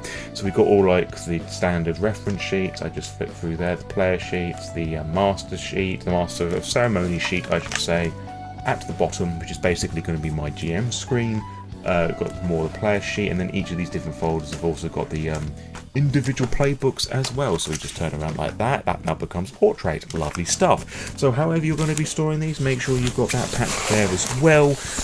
Make sure you've got something to store some liquidated H2O, because it is going to be really hot apparently on this Free RPG Day, but it may not be, depending on when you're going over your notes or wherever you are in the world, of course. Where I'm going to be going, it's going to be very hot, and even with aircon, it's really important to stay hydrated. If you like me, that's on a special diet because you're effectively a zoo animal with all your different allergies and stuff, make sure you're going to be taking some food, take some snacks with you as well. Make sure that you've got something to make some notes on. I have a pad of paper and a pen in a front pocket somewhere. If not, make sure that you have like a laptop or like a phone or something to make some notes on. And in my instance, that's all I'm going to be needing. There isn't a Games Master screen with Powered by the Apocalypse game. You, the Master of Ceremonies or the Games Master, is not really going to be taking any dice with you. You might want to take like a D100 or some other weird paraphernalia if you want to roll like, I don't know, like compass directions or whatever, that sort of thing. But you are not going to be needing any dice to roll. It's all player serving, so they're going to be having all the fun. So yeah, that's all that I need. So you could actually say that taking a bag of this proportion is a little overkill. But I'd much rather be prepared for the eventuality of me buying TTRPG stuff at my local game store, which I'll be more than happy to show you later on in this semester.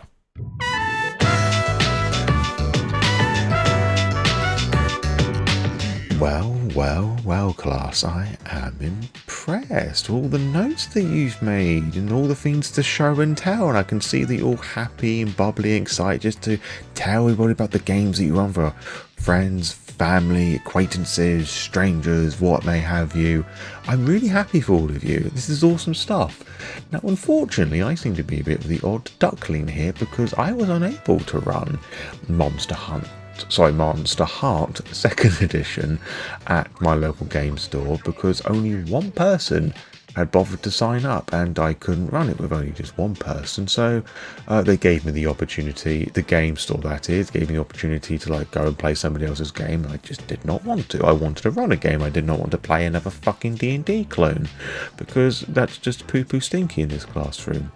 And whilst it was frustrating that they only told me the day before that barely anybody had signed up, despite the fact that this whole booking process has been going on since late February, early March, the fact that they bothered to tell me at all is honestly something short of a miracle because I've run games at the store before, like how to play events and scenarios, and they haven't bothered telling me until I've walked through the door and I have wasted 15 quid on taxis and going to waste another 15 on the way back. That is 1.5. So yeah, there's some progress there, and I apologise for speaking softer than I usually do, and I may come across as very tired and potentially a wee bit grumpy, but last night, the 28th of June 2026, in the year of our Lord Talos, was the World Cup game with England and Panama, and my next door neighbours were basically a bunch of drunken, gormless hooligans who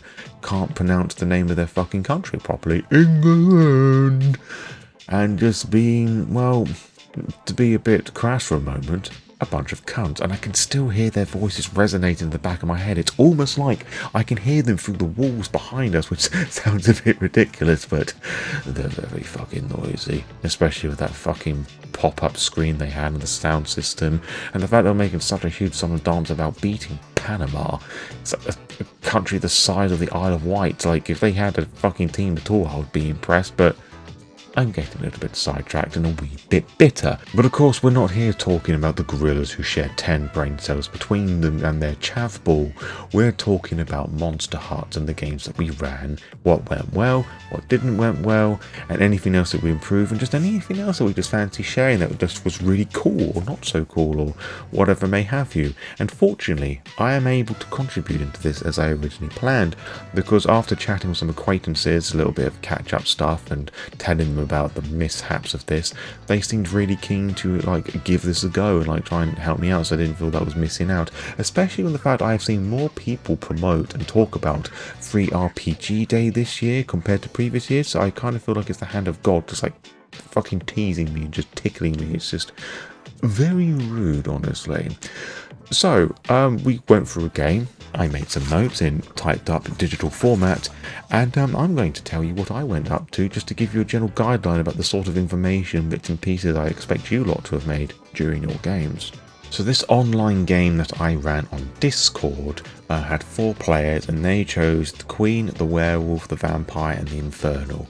And as I refer to each of the different skins in this little waffling monologue, as it were, I'm going to be referring to them as by their skin names rather than the characters' names, because it's just going to be a bit easier to envision what the vampire does rather than referring to their names Latif or Bob or whatever the character names were. I don't really remember, and I never intended on remembering anyway, because again, it's just much easier to envision the skin rather than the person in this particular instance. So I divided this game, as with any other one shot I've done, into different scenes, and the first thing was basically each of the 4 different characters getting some kinds of roleplay to establish themselves a bit more and learn the mechanics a little bit, and just watch and observe other people doing things. Now the Queen, who lives in a 3-story mansion, I asked them about the details of their house. They talked about it was a 3-story mansion, which had exactly the effect I wanted when Molly was introduced, saying that, oh, she had a 4-story mansion. It was really petty, but it worked really, really nice, and I'm glad they affected them the way that it did.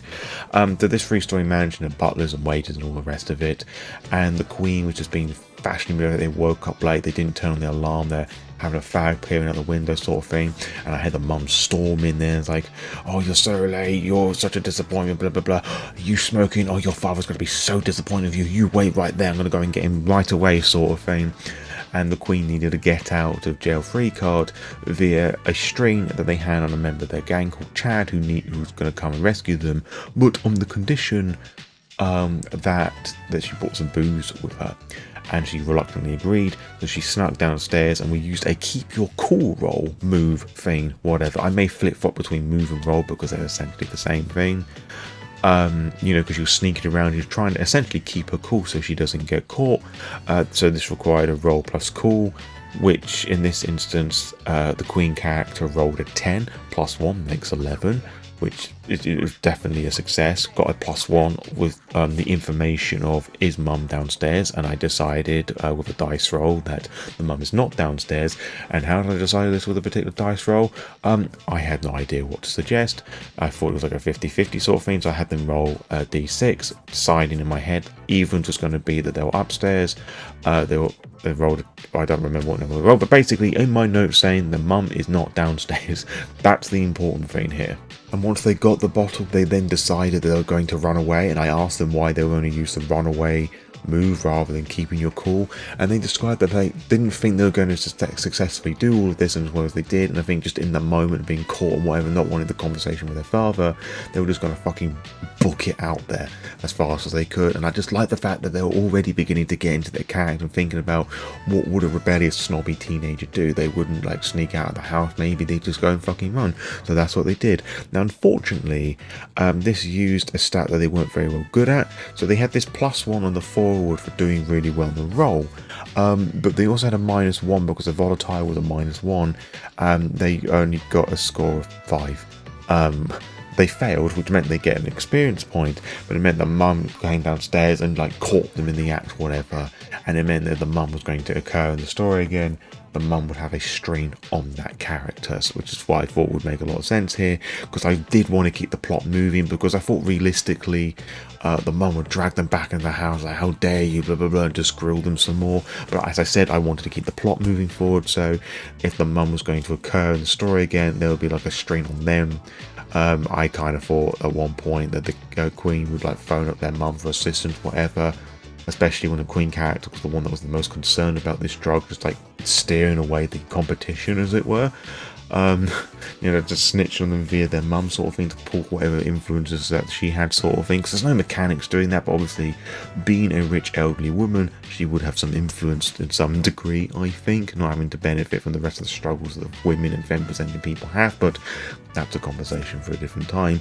So we moved from her and Chad in the car with a bottle of wine to the werewolf character, with all out in the open, the woods, cab the van sort of thing. And I was struggling to come up with a scenario here, like describing the werewolf character as a much older, more mature figure, obviously protecting Gaia and all the rest of it, as per my original write-up. So I thought, okay, so they're sort of a protective paladin sort of person, so maybe I can introduce some younger siblings, or like getting a bit of a tuffle, like a younger and an older one. So this sister's like the middle sibling, and then you got one younger, the werewolf character, and then the older one. So they were fighting, and the werewolf character, they were going to perform a heal move on one of the siblings. I decided it was the older one that was worse off, but I'd also decided that the older sibling did not want to be like healed by a girl sort of thing, like, or a lesser wolf of them sort of thing. It's like an ego sort of thing.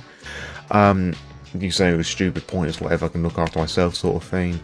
And the werewolf decided they were going to use the shut someone down move rather than lashing out, because they really did not want to potentially lose control. Unfortunately, they also rolled a 5, so they gained some experience, and using the rage within the werewolf that was triggered, they decided that they were going to lash out physically and like fight back, the wolf inside them getting the better of them. Now they rolled 11, so they succeeded.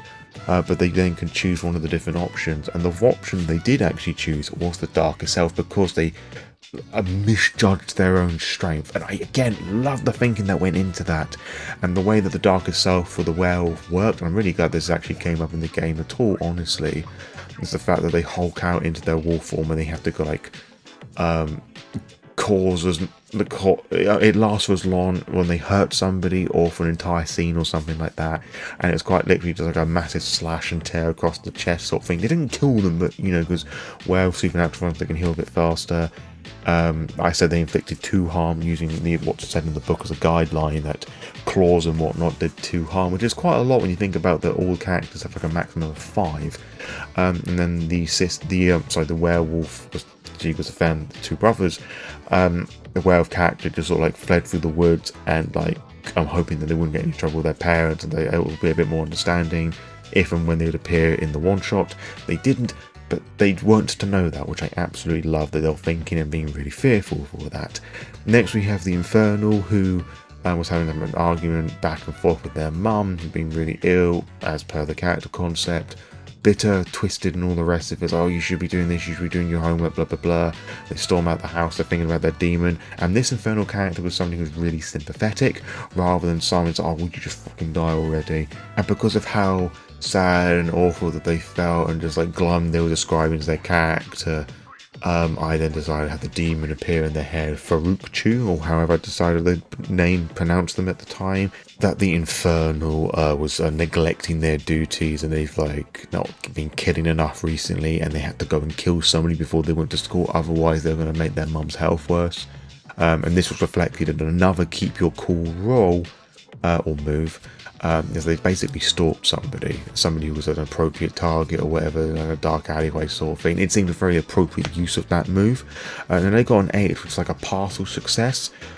So basically I would then begin to influence and add a twist to this to basically make to put the Infernal character in a vulnerable position, and I just sort of lent into the sad, horror, tragic nature of things, that they were doing really well with a knife or whatever, and the character maybe sort of like a loom with a shadow, and they just turned around and the plan changed, and they went to fucking choke the life out of them, and they could see into their eyes, and they recognised this girl, she's such a fucking sweetheart, she doesn't deserve to die, yada yada yada.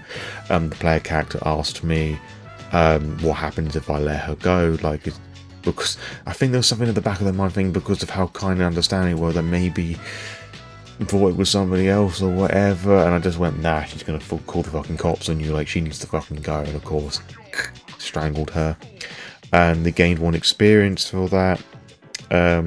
So they got 2 experience for that, because 1 because I think it was part of the role, and then I used a particular ability to begin with of the Dark Pact demon thing, whatever. I can't quite remember there. They offer a deal, and then if they accept, they gain an experience point, and then the other one was to do with the role that they made, so they had 2 experience. I missed some bits out of my details, which is something I want to improve actually. That my note taking sometimes isn't on par to what I think it should be, on par for myself, because obviously the notes are going to be for myself, but in terms of telling all you lovely chuckle fucks about this as well, yeah, it's less than ideal sometimes, but that's fine, it's fine. And then the vampire one was a lot shorter in terms of an introduction, because the character was a bit flip-flop about how they wanted to present the character, and they said they had an idea, and I just gave them the spot, like, okay, what does this morning look like? Obviously you're going to be wearing like some sort of like ring or like necklace or whatever. I think it said circlet, but a circlet's not down there. It's like a mini crown sort of thing. They weren't too sure how much they wanted to lean into like a bit of like a sympathetic character. Like they present themselves as being snobby just to put up on a front sort of thing, which I really liked. Or whether there was going to be somebody that was intentionally very snobby, and they came up with this idea that the vampires are having a bit of a morning gladiator slavery fighting sort of thing. The fighting wasn't going too well, and now their father, Lord Succoth, really basic name there, and told their son that they had to go and deal with this. So off they went. They were going to like drain them but not kill them. Vampires sucking blood and all the rest of it. However, they rolled 7, again, a partial success. Oh, excuse me, again, football nonsense. I was up a lot last night. I then decided that this attack was going to be a bit too frivolous. Again, taking some liberties from Vampire the Masquerade, that the internal hunger within them took control, and they just slashed and tore at them, and just killed one of the gladiators rather than making them suffer, and all the other vampires that are around. Oh, for fuck's sake! Blah, blah, blah, blah. Lord Succoth, the father, was very disappointed. He didn't want to fucking speak to him. He talked to him later and just like push him out of the house basically to go and do his fucking thing. and the character sort of reflected a bit more on that. And it's from that point onward, really, that the character decided, okay, this whole snobby, sexy vampire thing was like a front because they're a bit more of a sympathizer. But again, I just loved how they used that failure to move forward, and you are going to be failing a lot with instances powered by the Apocalypse games, especially with Apocalypse Hearts, honestly. And I don't think players should get too het up on the fact that they fail. It's a matter of failing forward, because life does not just stop because you make a mistake. Unless it's one of those like rare fatal ones, but those aren't the sort of ones I'm talking about. So I now turn over the page to the other side as the characters now arrive at school for the second scene, i.e. their classroom. And again, there's some social stuff going on. I mean, Monsterhearts is a very fucking social game. Just to go through the line here about what happened to everybody, one of the gang members of the Queen, Ben, who showed up before everybody else in the group, and Chad, tried hitting on the whale, the whole like real cringy "I like your boobs" thing that I used earlier on. The whale character shut them down with a knife, and they decided they were going to take a forward to the next action, which we totally fucking forgot about at the time. They was going to give a condition onto Ben as a scaredy cat, like, well, it was basically a pussy, but I wrote down scaredy cat because I thought that was more funny, to me at least. I was like, Ben is a pussy, Ben is a pussy. So yeah, that went around a little bit, and if Ben was ever going to turn up on that side again, that's something I had to keep in mind as well. I then had that there was going to be some pupils who would mock Queen. I said that Chad was in a separate form group, because Queen like pretending he's all that, like the glamour and whatnot, and the expensive drugs and clothes and whatnot. And there was these girls in the toilet that are mocking her, that she isn't all of that. It was this girl in the second year called Molly, who's got forced to imagine there's this really cool drug called Moon or whatever. And Queen and the character did not like that very much. They thought that was very uncalled for, and they wanted to find out a bit more about this Molly character, and they were going to do that by using the turn someone on move.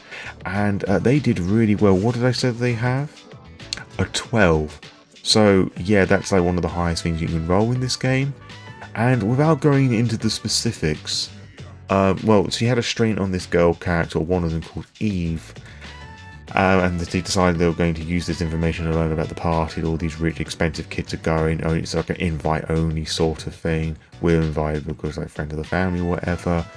And there was a lot of sex. There was actually a little bit of ERP, which I thought was a bit surprising because I wasn't expecting it to go in that direction.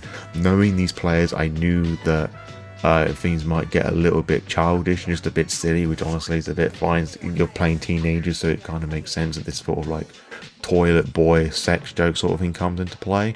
But they did ask me, you know, like, how far do you want to push this? I said, well, I trust you enough not to be really creepy and rapey with it, so let's see where we go with this. And it was basically a lot of finger blasting in the toilets, while this other girl was sort of like watching. It was basically like a light fucking porno thing.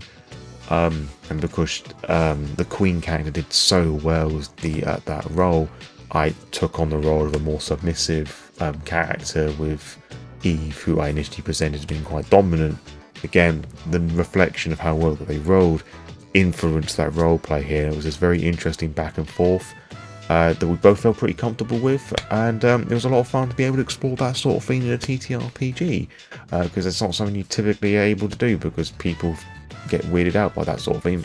Fairly so, admittedly, but you know, just to expand the horizons a bit more. You might want to try that sometime with friends, or maybe not family, loved ones or whatever, you know.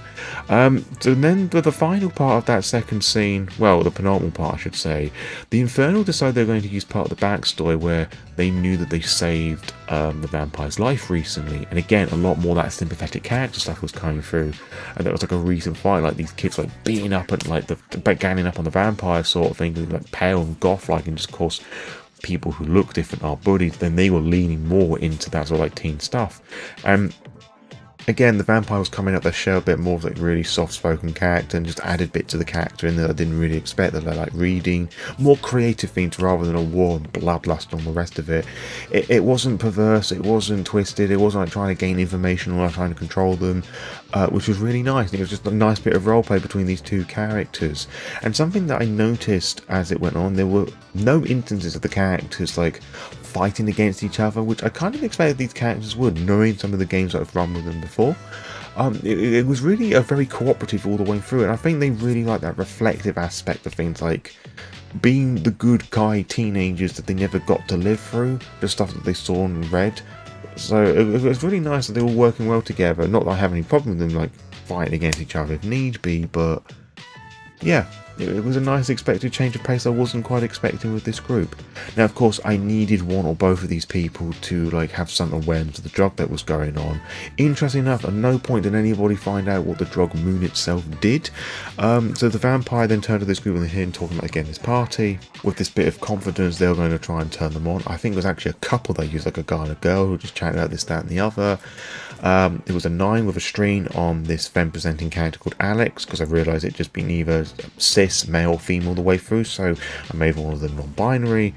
And Alex was going to promise to get the information they need. He would like to meet up with Molly or an invitation or whatever. I didn't actually exactly put down what I needed here, but I do talk about it later on. Well, write it down later on. I will talk about it later on. Maybe. And then at the end of the scene, the teacher arrives, who I called Mr. Van Helsing, because fuck it, why not? You're talking about the hot weather, taking care, drinking, not all the rest of it. And the group would then reconvene and talk about an action plan and learn about Molly, the party, and also finding a way for the vampire to be invited to come into the house, which is very important. Which led onto the third scene. I then threw it into a lunch break where I thought it made more sense to the characters we have much freedom to explore the premises of the ground, the school and whatever. Describing the field, the playground, some of the classrooms, the older buildings, taking inspiration from the school that I went to, as I talked about earlier on. And going through again, step by step, the Infernal, they were going to use their strings attached move, which is a unique move dedicated to the Infernal, where they can basically talk to the demon and request something. And Farouk Chu was being asked to reveal the location of the house. In order to do so, the Infernal had to break up a house to assert their dominance rather than doing the right thing, and just to make them know that they're, they are the top dog in the school year, whatever. And rather than this false power, i.e. the cult, because these kids had some drugs on their person, they got a 9 with lash out violently, I believe was the roll that they made, but they also acquired some of the pills, and the player decided to fucking take it. And I then realised that I hadn't come up with an effect about what happened if the kid takes the pills before the ceremony. And I thought, well, this is all happening at night, so maybe during the day it activates some sort of like powerful migraine, and because it's not too long, because the party was going to be happening the following day or the couple of days or wherever I said it was going to be, because I've changed my mind so many times between these lessons and the actual game itself, that maybe like it'll be enough to be swirling around in the blood, like an incubator sort of thing. And if they're going to fail a particular role, then they will die. So I basically had them take one harm to represent this painful migraine, headache sort of thing, and the pressure in the head sort of thing. And also through this, I had them roll to gaze in the abyss to describe like the supernatural, weird ass vision aspect of things. They got a 9 and then asked, what do I see? And I wanted to describe the scene without describing something. You see there's this bloody drooping orb in the sky, these twisted gnarled trees that are screaming from the ground, representing, I don't know, maybe like the people dying and the birth embryonic sort of thing they were going through here, deadened the period blood thing that I talked about earlier on. It was all very cute, confusing and weird and whatnot. They thought they were just tripping fucking nuts, like, is this what this fucking drug's supposed to do sort of thing, which is great, because I kind of had worried that I might have given too much information away. But they also got his attention as well for, being really fucking violent, which is understandable. Now the vampire would meet up with Alex at the lunch to learn more about the party and to get an invite, and again we used them to turn somebody on here. They rolled 11, and they promised to get what they wanted, and they handed out an invite because it's like a one and a friend sort of thing. There's a bit more erotic roleplay here, which was not as intense as the one I talked about alluded to previously, but more like kissing and groping and touching, and again fingering. There was a lot of fingering in this game. Like, these players fingered anything that had a fucking pulse, honestly. The 3Fs fingering, fucking flirting. Which led on to the wolf character, who honestly wanted to learn more about the drugs and what it did, and they hunted around, asked people about this, that and the other, not really learning much, and they made another keeping your cool rule because they were very anti-drugs, sort of against Mother Earth and whatnot, and blood influencing the brain and whatever. And again, the werewolf character did not do very well.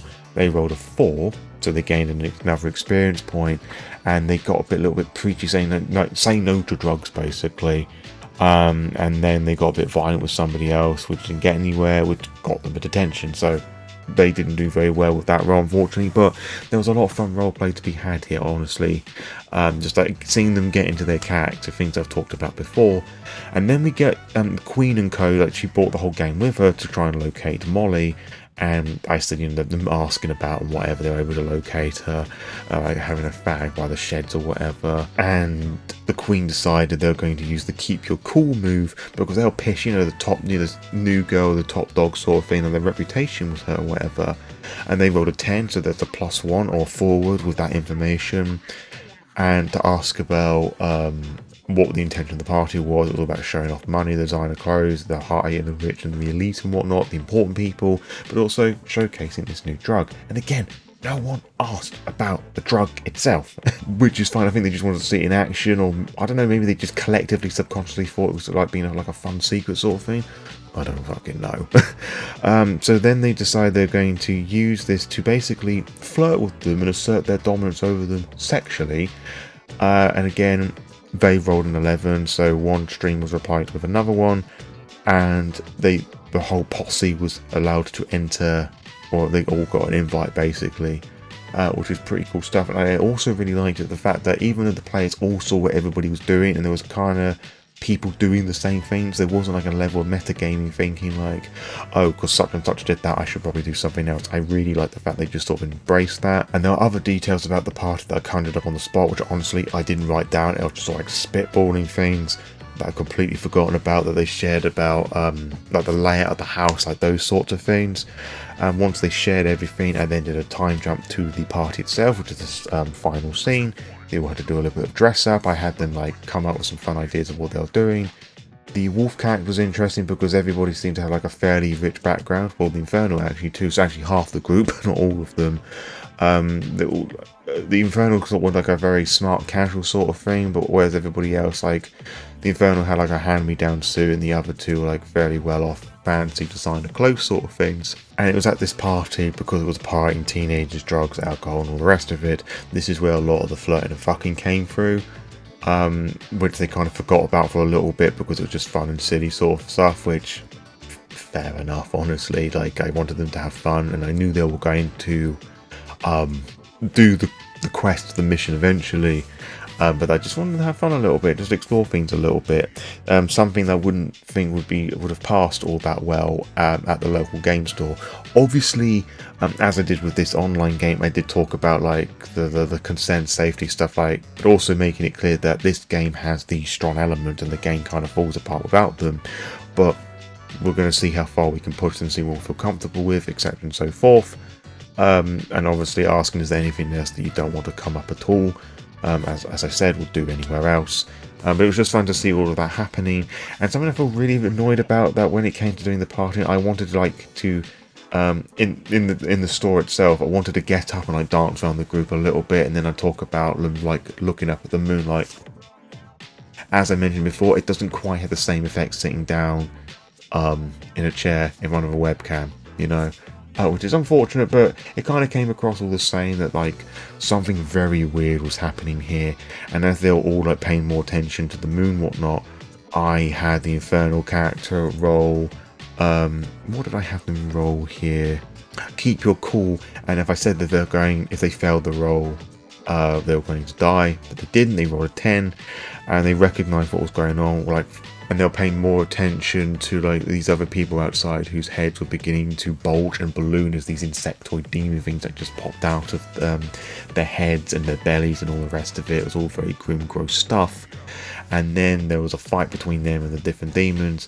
To make it a bit more of a difficult encounter, I had the same number of players +1, so there was 5 of them. And much to my surprise, they all decided they were going to stick around and fight their way through it.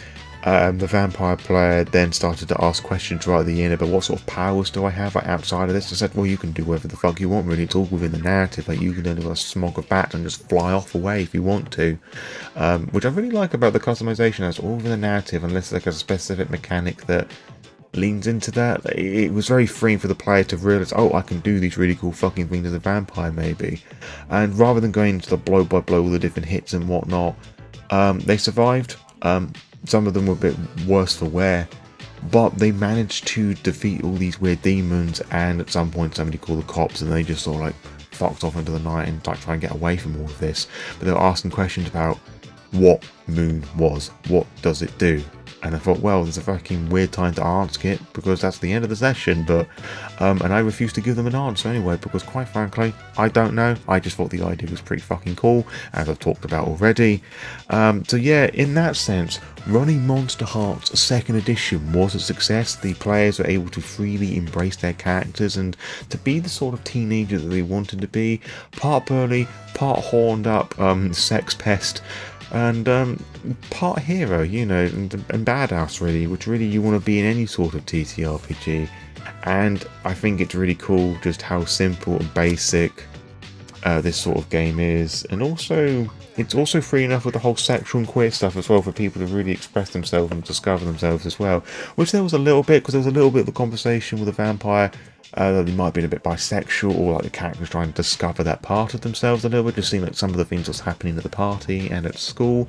It wasn't really touched upon. The character themselves isn't bisexual. They just thought it was a nice thing to try and do. Wanting to support your Lore Saviour, which I thought was really nice of them, just to try and understand me a bit better. But also, they took a bit from the book, which I didn't tell them about, you know, just to embrace the weird things that happen, just run with the emotions, see what you feel comfortable with, which, again, I thought was really cool. But that's enough about me. I want to hear what everybody else did. Tom, how about you come up here first?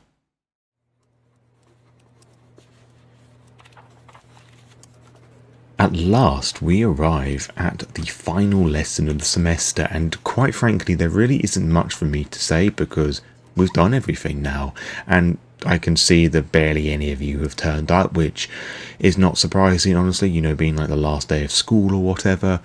It's also just the attention span of today's youth I find is a little bit worrisome, and the numbers are dropping off as we went on. I know we had that exodus when I was talking about all the woke liberal nonsense stuff, that is queer stuff and just basic human rights and inclusivity, and those people are just more than welcome to be closed-minded, knuckle-dragging, mono-brown imbeciles. But each to their own, I suppose. But for those of you who are stuck around, I'm just going to use a more youthful expression. You're the real ones, and I really do appreciate you sticking around for as long as you have done, and hopefully not only have you learned how to play this awesome game that is Monsterhearts 2nd edition, and incorporate some really terrifying ideas from horror and combining the two together, because queer culture and queerness and horror are bedfellows, something that I have mentioned many times throughout this course. And I'm just going to get a little personal for you now. Don't worry, it's nothing too graphic, although if you stuck around this time, you've been quite used to some graphic details and things already. This has been a very transformative module for me. I've done classes like this before, telling people how to run particular TTRPGs, framing it around free RPG day, and there are bits that I was saying in earlier classes that didn't quite sit true for me, or they didn't quite... I wasn't quite there, wasn't 100% of the way feeling it was talking about myself, and I couldn't quite put a pin on it. Whereas those points I was identifying as a cis male, I now identify more of a trans femme non-binary individual, and I feel that this TTRPG has been very helpful in this epiphany, as it were, and I'm hoping that later in this year or whenever I have the confidence and also the safety to push forward with more HRT transition stuff. So watch this space, as they say. And amongst many other things, Monsterhearts has been it's been a huge catalyst in that, and I'm exceptionally grateful for that. I feel particularly seen in both the art style, the writing. Yeah, that's basically it, really. And I just want to say, anybody who's stuck around to the end, who's been able to run fun games of Monsterhearts with their friends, families, whatever, I'm really proud of you. Anybody who's adopted their queerness into their TTRPG experiences, I'm also proud of you. Whether you are open, free about it, or you're closeted, only open to a select few, I'm exceptionally proud of you as well. These are very hard, trying times at the moment, shall we say. And every day that you live and persist in the spite of hatred is really brave. And hopefully you all feel there is a safe space around me, and you're able to find other individuals in your life you're able to feel safe around, and form really strong, powerful bonds and connections too. And also just, celebrating the love of TTRPGs and incorporating that sort of fun stuff into your games. So that is going to conclude the class. Hopefully, as I've said already, you've been able to learn lots, have had lots of fun. Don't forget to check out the various resources on the board if you want to go and grab copies of Monsterhearts, the character sheets and whatever from the website, and DriveThruRPG, because the school has an affiliate link there and I get some of the money back through commission, which is rather nice. And of course, if it's an interest to you, I also on social media to see the other weird queer TTRPG horror related things that I get up to. And yeah, again, I'm really proud of you, class, and I will see you next time, whenever and wherever that may well be for you. And until next time, farewell.